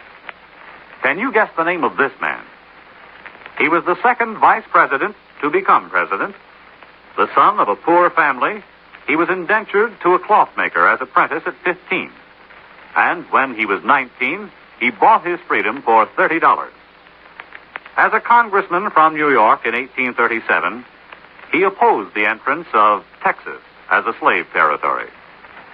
During his administration, the country was strongly pro-slavery. And as a protest, Harriet Beecher Stowe wrote Uncle Tom's Cabin. The anti-slavery group in his party strongly resented his signing a bill which penalized anyone who refused to return runaway slaves to their rightful owners. If you don't have his name by now, here's one more clue. His administration saw California's entrance into the Union. Who was he? Millard Fillmore, 13th President of the United States. His life is part of your American heritage. And now, with our star, John Lund, we bring you the second act of Yours Truly, Johnny Dollar.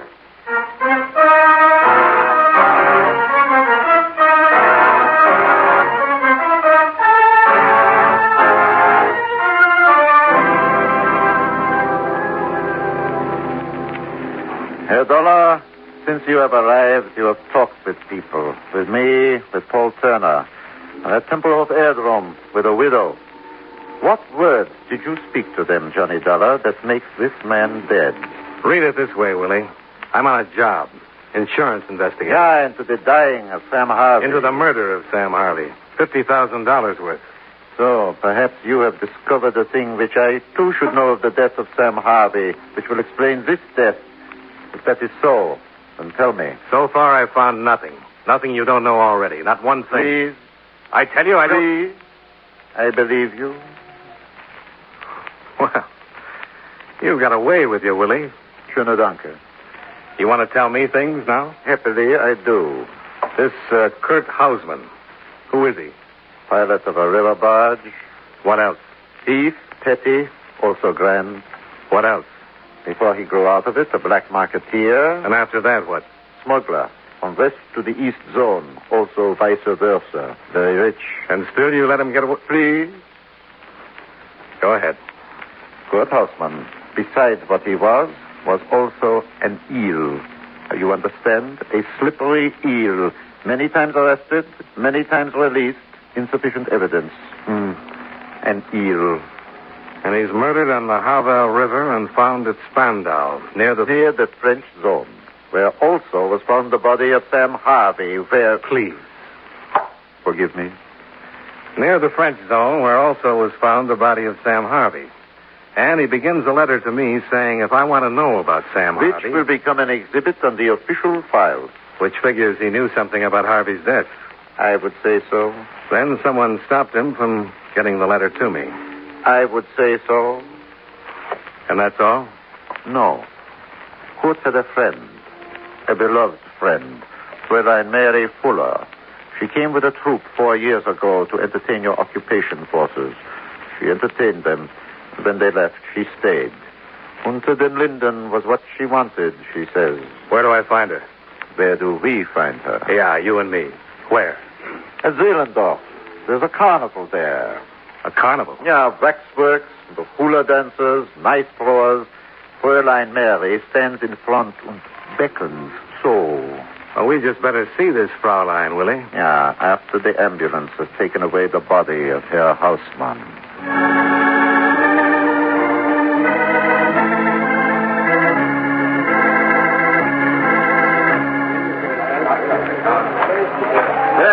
There she is. Hey, now your culture's right inside. We got a snake charmer and we got a... Now, here's a Yankee Doodle, if I ever saw one. And dandy. Hiya. And look who you've got to be with. Fräulein. Go away, Willie. I'm earning a living. It is necessary to talk to you, Fräulein. You too? It'll be my pleasure. Doll. Something has happened, Fräulein. Kurt. What about him? He is dead. Fräulein, I'm sorry, but sometimes it becomes necessary for me. There's a bench over there. He was a bum. You know that, don't you? Sure you know that. Fräulein, please sit down. Thank you, Willie. How did Kurt die, Willie? By a bullet in the back of the neck. How else would he die? He was writing a letter to me when he was shot. Oh? Why would he be doing a thing like that, Mary? Who are you? Johnny Dollar. I'm an insurance investigator. Why? I mean, why? Why are you here now talking to me in front of a tourist trap? And with Willie here, what's happening? Just take it easy. That's the latest word. Just take it easy. All right, okay. Brave smile. How is it? Fine. Great. Questions, Fräulein? Whenever you're ready. Do you know who killed Kurt, Fräulein? No. Fräulein, 5 days ago, an American by the name of Sam Harvey was found in the harbor there, drowned.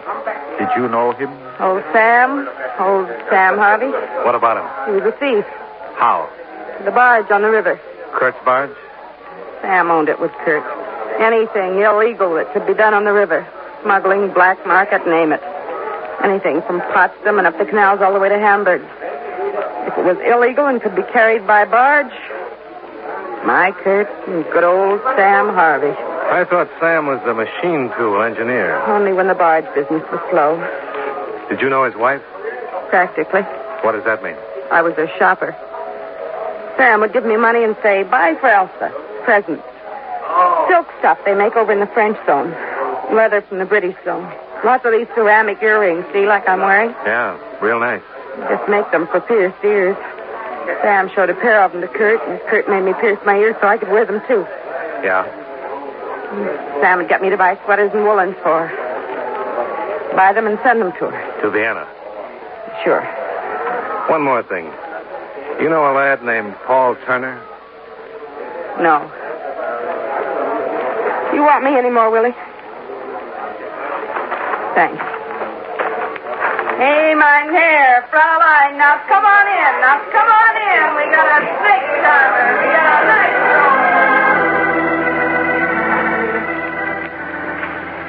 I asked Willie to drop me off at Paul Turner's in the American zone.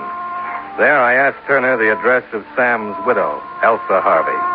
He sent me to the Tyrol Hotel, where on the third floor rear, Elsa opened a door to me.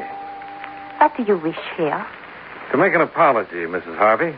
Consider you have done so. Good day, Herr Dollar. And to do another thing.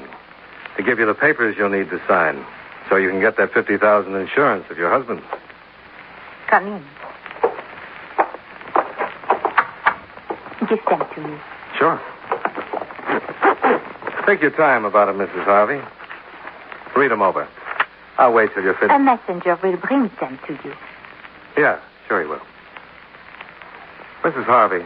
Yes? You're a very beautiful woman. Thank you. Very beautiful. You always wear your hair like that? Long, falling to your shoulders? Do me a favor. What? Put your hair up for me. Put my... I don't understand you. Oh, please. Just see how you look. I've been wondering. Yeah. Yeah, like that. Und was, Herr Dollar? Well, I've already said it. You're a very beautiful woman. You must go.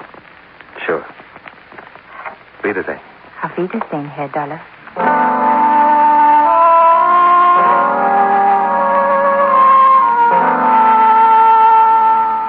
Expense account item 8, $1.30. Cab fare to the small carnival in Zehlendorf. And a girl who stood there and dared people to come in. To ask her for an address, I guess she must know. She'd sent so many presents to it.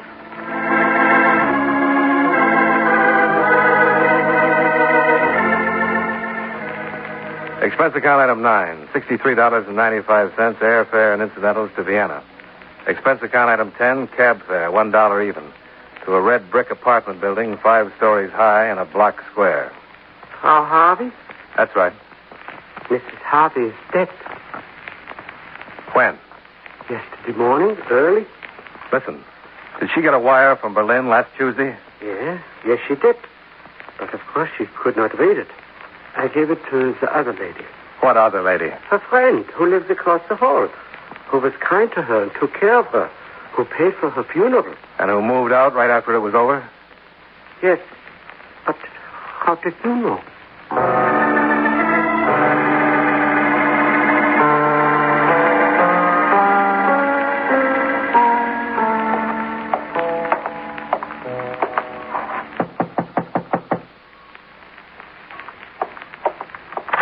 Yeah?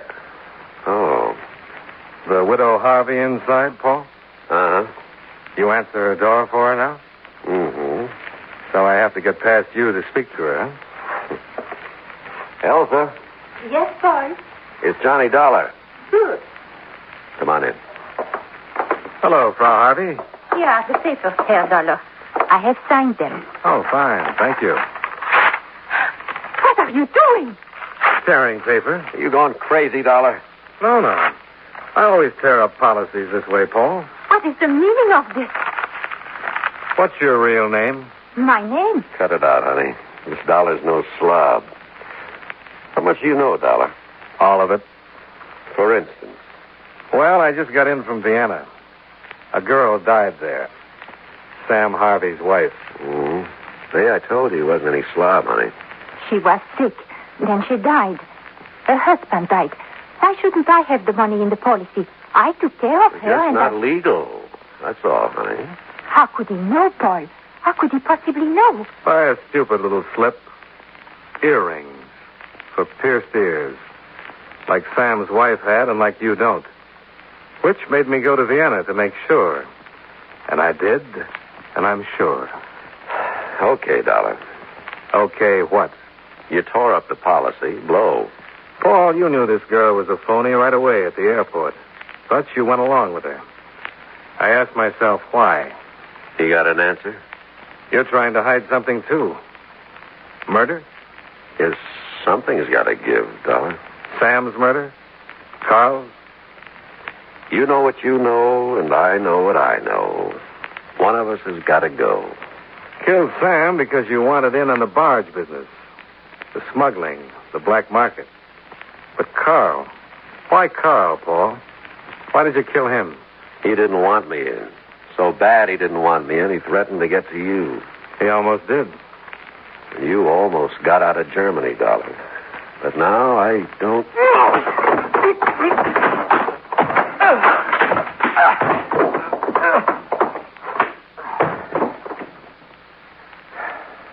Mr. Dollar, Yeah? I hurt no one. I took care of her when she was sick. Even when she died, I paid to bury her.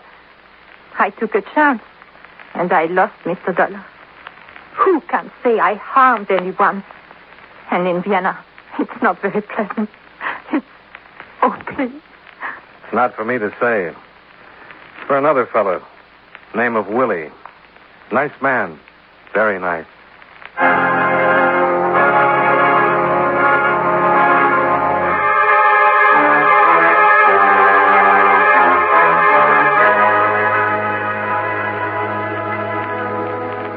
Expense account item 11, $67.70. Hotel bill and incidentals while in Berlin and Vienna. Expense account total, $693.03. Yours truly, Johnny Dollar.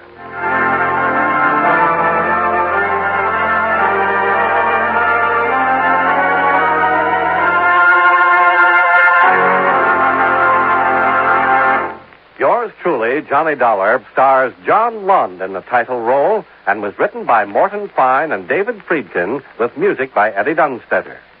Featured in tonight's cast were Benny Rubin, Edgar Barrier, Jerry Gaylor, Hal March, and Virginia Gray. Yours truly, Johnny Dollar, is produced and directed by Jaime Del Valle. This is Charles Lyon, inviting you to join us again next week at the same time when, from Hollywood, John Lund returns as yours truly, Johnny Dollar. For your listening enjoyment, John Lund as Johnny Dollar. Bill Randall, Johnny, and are you ever a lucky stiff? Well, coming from you, I have my doubts. How can you say that, man? Getting away from all this rain and cold, basking amidst the sweet-scented blooms of magnolia and honeysuckle? Uh-huh. Where is this springtime paradise? Charleston, South Carolina. And what caught fire down there? The Ambrose Cooper Paper Company, Johnny, burned halfway down to the ground last night. Second fire there in 2 years. Cost one of their secretaries her life and could cost us around $100,000. Well, you can afford it, even if she couldn't. Not if it's arson, we can't. Well, maybe the mint juleps are in bloom down there, too.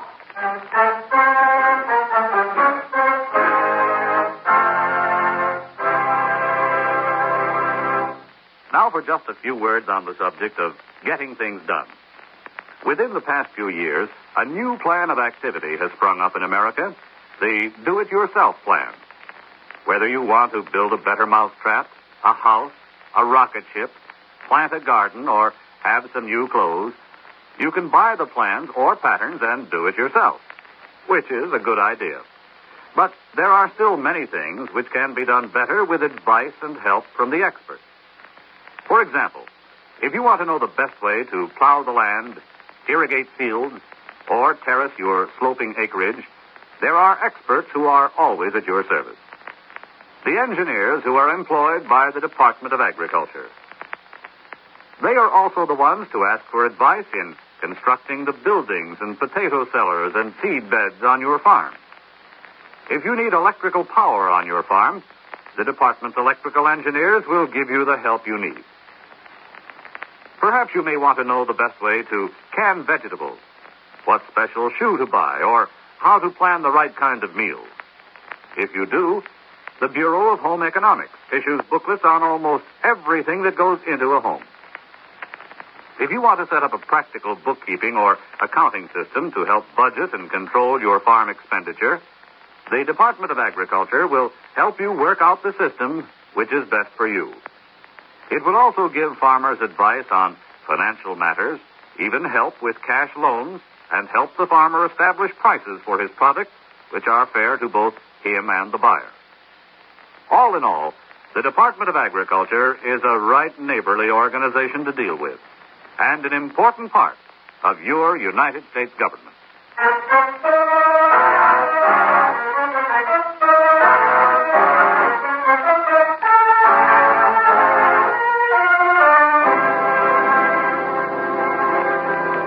Expense account submitted by Special Investigator Johnny Dollar to Home Office, Eastern Fire and Casualty Company, Hartford, Connecticut. The following is an accounting of expenditures during my investigation of the magnolia and honeysuckle matter. Expense account item 1, $53.40. Airfare and incidentals between Hartford and Charleston, where I checked into the Colonial Hotel. Expense account item 2, $50 rental of a cream-colored convertible, which I drove down to police headquarters. Lieutenant Hervey of their arson division was working at the scene of the fire, so I went over to see how he was making out. Only been a couple of hours since it cooled down enough to dig into Dollar, but you sure didn't make the trip down here for nothing. You figure it was torched? No question about it. Come on over here. Yeah, sure. This is where the offices was. The plant itself was back over there. Damage isn't too bad back there, but she sure got hotted up in a hurry out front here. Mm-hmm. Looks like this was a private office of some kind. It was. Norman Cooper. The insurance policy shows a Mrs. Alice Cooper is sole owner of the outfit. That's right. Norman's her son. There's another Cooper who works for the outfit, too. Robert. Younger brother of old Ambrose Cooper, who died about a year ago. In that other fire. Yeah. But here's what I want to show you. Take a look at that floor. Uh-huh. Deep charring, flaring out from the center. Yeah. Probably some highly inflammable liquid, kerosene, gasoline, something like that. Amateur job, too. No professional bug would leave a trail that plainly marked. Who turned in the alarm? Night watchman. He was at the far end of the plant making his rounds when it broke out. By the time he got here, there wasn't anything for him to do but pull the bar. It was clocked in at 4:17 a.m. Where's he now? Over at General Hospital, getting some burns doctored up. He got him trying to pull the girl out. What about that girl? Name's Felicia Farrell. Norman Cooper's secretary. She was lying on the floor right over there. The fire killer? They're posting her now. Coroner should let us know in a couple of hours. Well, it doesn't make much sense, does it, Lieutenant? Not so far. An amateur torch job. The Farrell girl being down here at 4 in the morning, Norman Cooper might be able to clear it up for us, though. Yeah? How's that? He took the Farrell girl out last night. Oh, what's he got to say about it? We don't know. Haven't been able to find him since.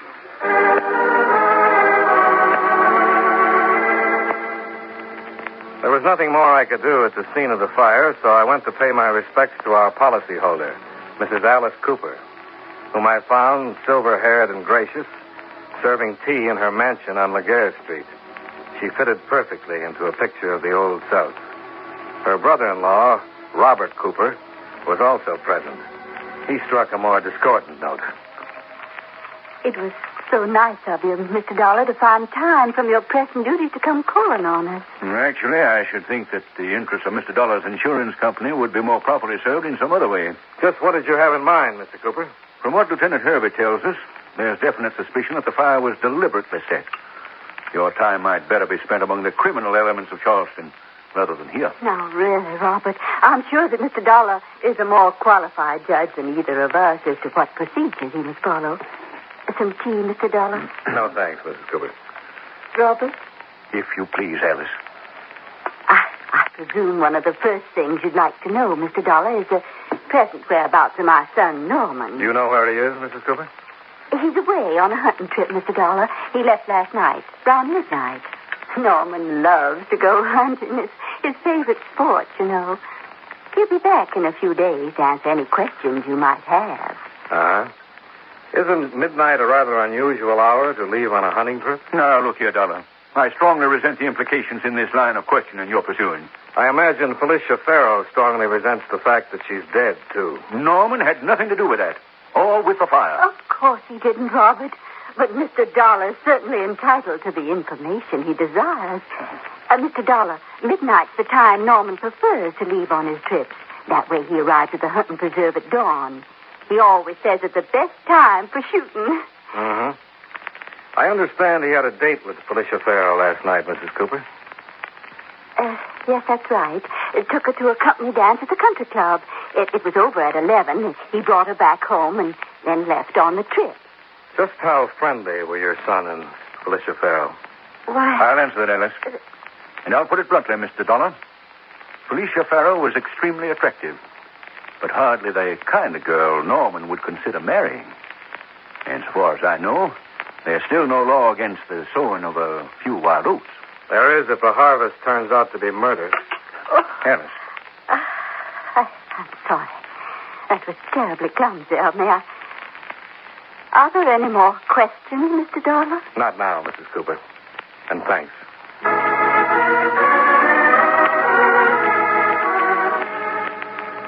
Back at the paper factory, I learned that Lieutenant Hervey had returned to police headquarters. So I went to a lunchroom across the street to call into him. Expense account item 3, 55 cents. Phone call, hamburger, rare, and a cup of coffee. Hey, mister, one hamburger rare with the works. I figure it's done the way you wanted it. No, it looks fine. And that was coffee you said you wanted with it, isn't That's it? right. Yeah, there's sugar and cream. No, black. I see. Sure thing. Say, that sure was a mighty big fire they had across the street last night. Yeah, I guess it was. Yeah, kind of run into bad luck with fires, the Ambrose Cooper folks. The second one in 2 years they had. Uh-huh. My, it was real pretty, though it was. Much prettier than the first one. Old man Cooper himself got burned to death in that one, you know. You saw the fire last night? Oh, yes. It was real pretty. The place sure looks like a mess now, though. How did you happen to be around at 4 in the morning? Well, the night man was sick, and the boss made me take his turn. Oh, he's always doing that, the boss. He kind of makes the fellow mad, too, having to take another fellow's turn like that. Yeah. Did you see anybody around the place last night? Well, no, there wasn't nobody around that I seen. Of course, it was nobody but old Horace, that is. Horace? The old Horace Singleton. And the night watchman over there. Oh, it's no wonder they're always getting fires with old Horace around. Yeah, why is that? You wouldn't ever need to ask that question, mister.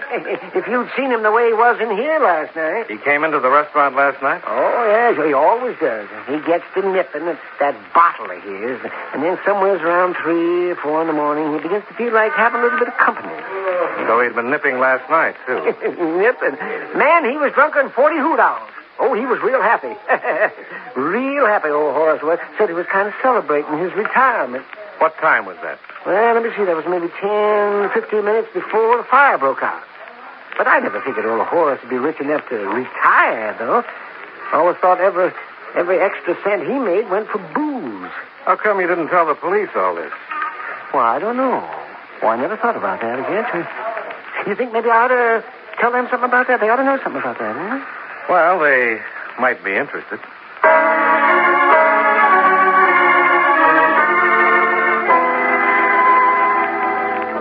I relayed the information to Lieutenant Hervey at headquarters, and he checked with General Hospital. The watchman, Horace Singleton, had been treated for superficial burns and discharged an hour before. We started out in Hervey's car to see if we could pick him up for questioning at his home. It might make some sense, Dollar. We figured Singleton might be suspect in that other fire when Ambrose Cooper died. Never could dig up any proof against him, though. Can't figure out this crack about his retiring. The old coot's dead broke, so far as we know. This is his street here. Charleston's not very proud of this neighborhood with all these shanties and shacks. That shack in the middle of the next block. Is that where he lives? That's the place, the one with... Dollar? Yeah, looks like we're just in time to pull the box on a third fire.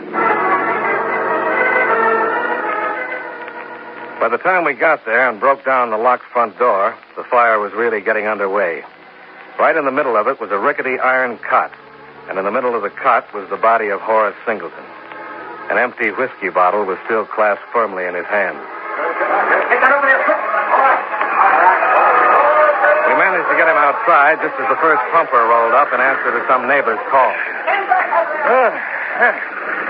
Now, here, dear Dollar, I didn't think we were going to make it. Well, we could have saved ourselves the trouble. Yeah. Not going to answer any questions for us now. Well, he answered one. How's that? Whatever else he might have done, he didn't set that third fire. Not even the worst corn liquor smells like raw gasoline.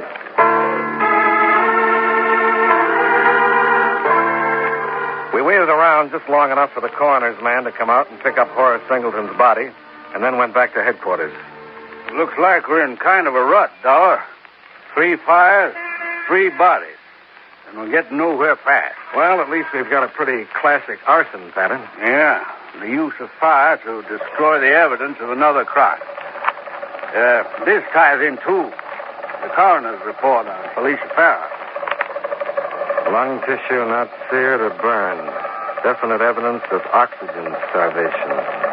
Probable cause of death, asphyxiation prior to exposure to fire. And I'll give you 8 to 5 right now. We got the same type report on Horace Singleton. So we've got a pattern. I know. Still doesn't tell us who or why. I sure like to... Excuse me. Lieutenant, hurry. Yeah? Where? Uh-huh. Did you search your car? Yeah, I got it. Bring them down here to headquarters. I'll be waiting. Thanks. That might help clear up a few points, Don. Young Norman Cooper was just picked up by the Highway Patrol for speeding. Did they happen to find some hunting equipment in his car? Yeah. Some other things, too. Like what? Felicia Farrow's handbag and a couple of empty gasoline cans.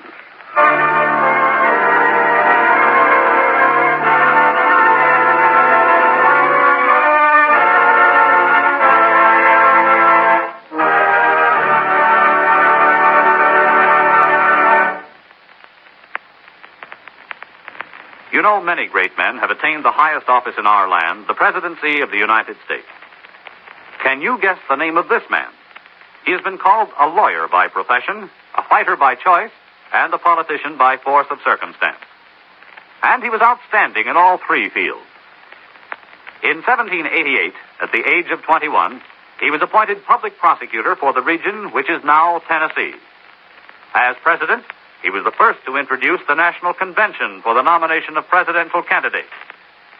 During his campaign for the presidency, his opponents attempted to smear him by an unwarranted attack on his wife, Rachel, who never recovered from the ordeal and died just before her husband's inauguration. If you don't have his name by now, here's one more clue. During the Battle of New Orleans, as Major General of the Army, he accepted the help of the pirate Jean Lafitte. Who was he? Andrew Jackson, 7th President of the United States. His life is part of your American heritage.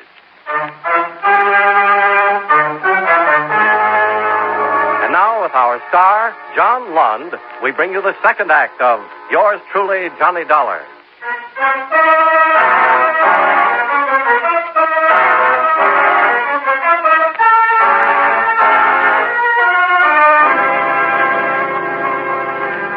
It took about 45 minutes for the Highway Patrol to bring Norman Cooper down to headquarters.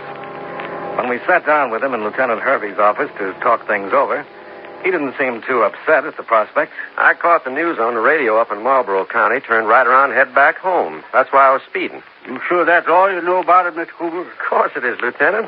How could I know anything else? You had a date with the Felicia Farrow last night. What time did you bring her home? Why, somewhere around 11:30, 11:45. Must have been around there. I was ready to shove off for my trip at midnight. Anybody see you bring her home? Why, no, not that I know of. I just dropped her off at her apartment and drove on home. No, I don't think any... Say, what is this? Are you trying to accuse me of having something to do with that fire and Felicia Farrow dying? We're just trying to get some information, Mr. Cooper. Well, I don't like the way you're going about it, Lieutenant, holding me down here, questioning me this way. I think I've got an explanation coming. Maybe you'd better explain how come Felicia's handbag was found in your car. She left it there. Forgot it when she got out. Did she forget those empty gasoline cans, too? Gasoline cans? What do they got to do with this? Mind telling us what they were doing in your car, Mr. Cooper? No, I always carry extra gas along with me in case I run out on the road. That's what happened this time. Look, you're just trying to build up a great big thing out of nothing. Why should I want to kill Felicia? Well, I hardly knew the girl. She worked as your secretary. You took her out dancing last night. Sure I did, to a company dance. It was the only date we ever had. The only reason I took her was the girl I usually go with stood me up. Who's that, Miss Cooper? Well, her name's Marianne James, lives at 611 Crescent Drive. She's the girl I've been going with. She can back up what I'm telling you. We'll check with her. How come you thought I was Felicia's boyfriend anyhow? Didn't the fellow was really taking her out square you away on that? Who are you talking about, Cooper? Well, the man my mother's going to marry. My uncle, Robert Cooper.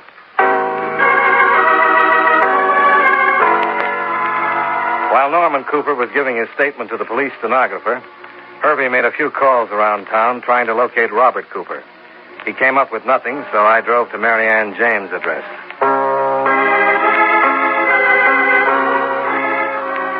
Nobody was home at 611 Crescent Drive, but a gossipy neighbor informed me that Marianne James worked as a hostess and guide at the Botanical Gardens, 15 miles north of town on U.S. Highway 52.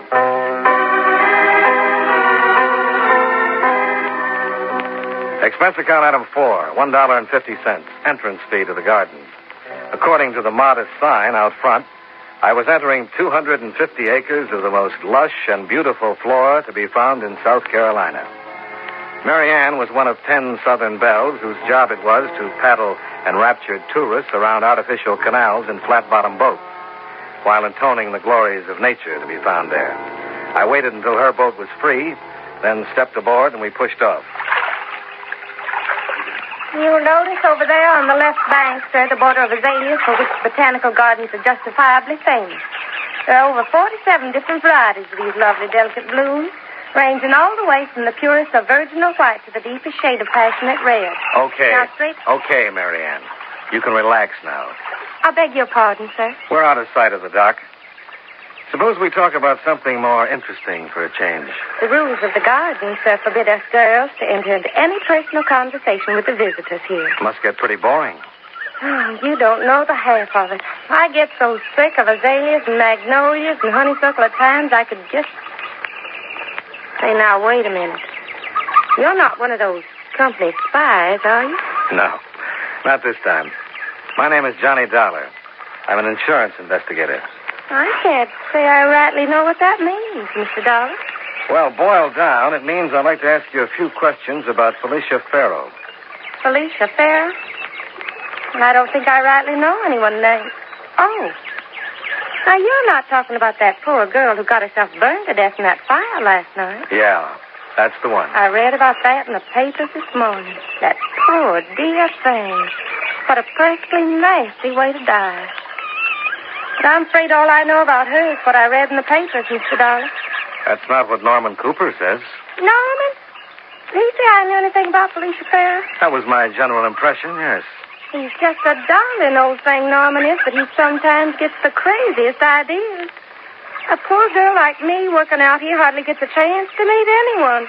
Oh, is that so? I should say it is. After all, a girl needs clothes to go out and meet people, you know. And you can't possibly imagine what perfectly miserable salaries they pay us here. Yeah, I think I can. Well, what do you know?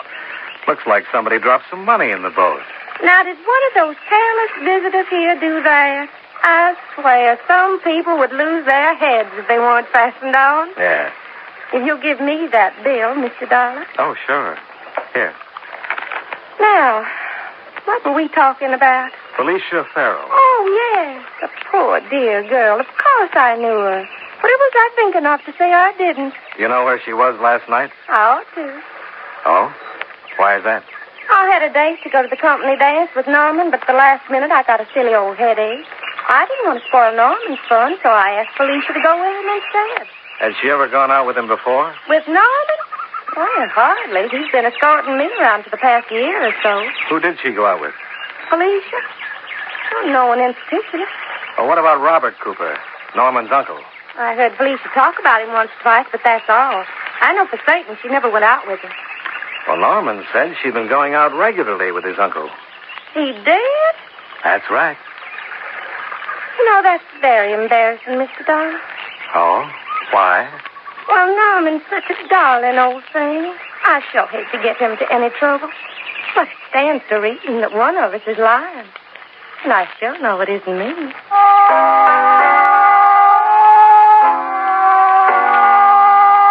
After floating around the gardens for 30 minutes more without Marianne changing her story, I headed back to town in the Colonial Hotel.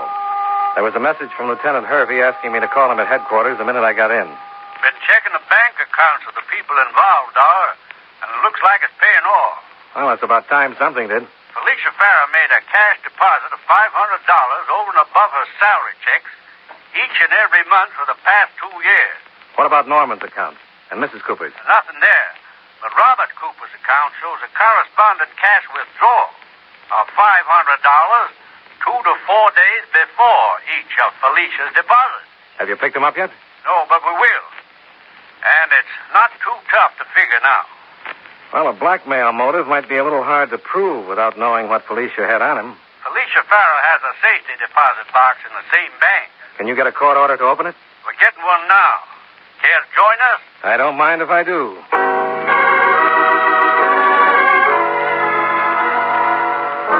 We found that the safety deposit box was held jointly by Felicia and Marianne James. The vault records showed that Marianne had been in to open the box earlier that same day. And the box contained a marriage license, issued a year before to Felicia Farrow and Robert Cooper. You can't ask for a better blackmail motive, Dollar. Robert wanted to marry Mrs. Alice Cooper while he's already secretly married to Felicia. She really had him over a barrel. No wonder he killed her. Yeah. The death of the watchman makes sense now, too. Sure, he must have stumbled into it while Robert was killing her and figured he could do a little blackmailing, too. Well, it looks like 2 down and 1 to go. What? Somebody else could have the same idea. Mary Ann James? The license isn't proof of marriage, but a certificate would be. And she was into this box for something today. If she figures on trying the same thing, Dollar, and Robert Cooper follows the same pattern... That's just what I was thinking. A phone call to the Botanical Gardens brought no answer. It was after 5:30, and the place was obviously closed. There was only one place left to go. 611 Crescent Drive. Oh, hello, Lieutenant. Mr. Dollar? What are you doing here, Norman? Well, I'm waiting for Mary Ann to get home. You see, You mind if we come in? Why, no, not at all. Thanks. Miss James hasn't come home yet? No. I've been expecting her. She's usually home about this time. We had a date, but she phoned and said she'd be a little late. Did she say why? Yeah, she said she had to meet someone at the gardens after closing time. Some kind of a business deal or something. Why, did you want to see her about something important? You could call it that.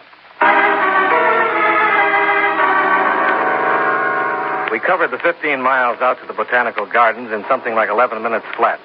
The place was dark and deserted looking except for 2 cars in the parking lot.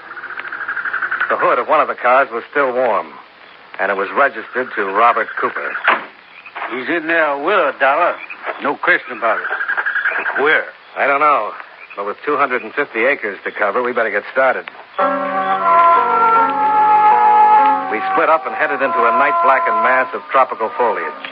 There didn't seem to be a prayer of finding anyone in there, but I figured that 47 different varieties of azaleas was as good a place to start as any. But it didn't look as if I was right. Cooper! Cooper! Where is he, Dollar? Can you see him? In that clump of magnolias. Get away from here! Get out! Dollar! I don't know. Cooper! Throw your gun out, Cooper. All right. All right. Here's the gun. All right. Yeah, I threw my gun down, Dollar. I threw it down. I see it. What about the girl, Dollar? She seems all right. Passed out with shock. She shouldn't have tried it. Blackmailing me. Refusing to let me go. Wasn't my fault. Nothing else I could do. There's no crime worse than blackmail. Felicia Farrow could think of one.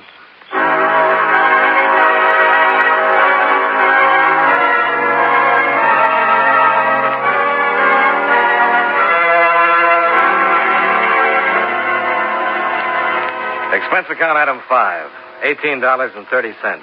Hotel bill and miscellaneous. Expense account item 6, $52.70. Airfare and incidentals back to Hartford.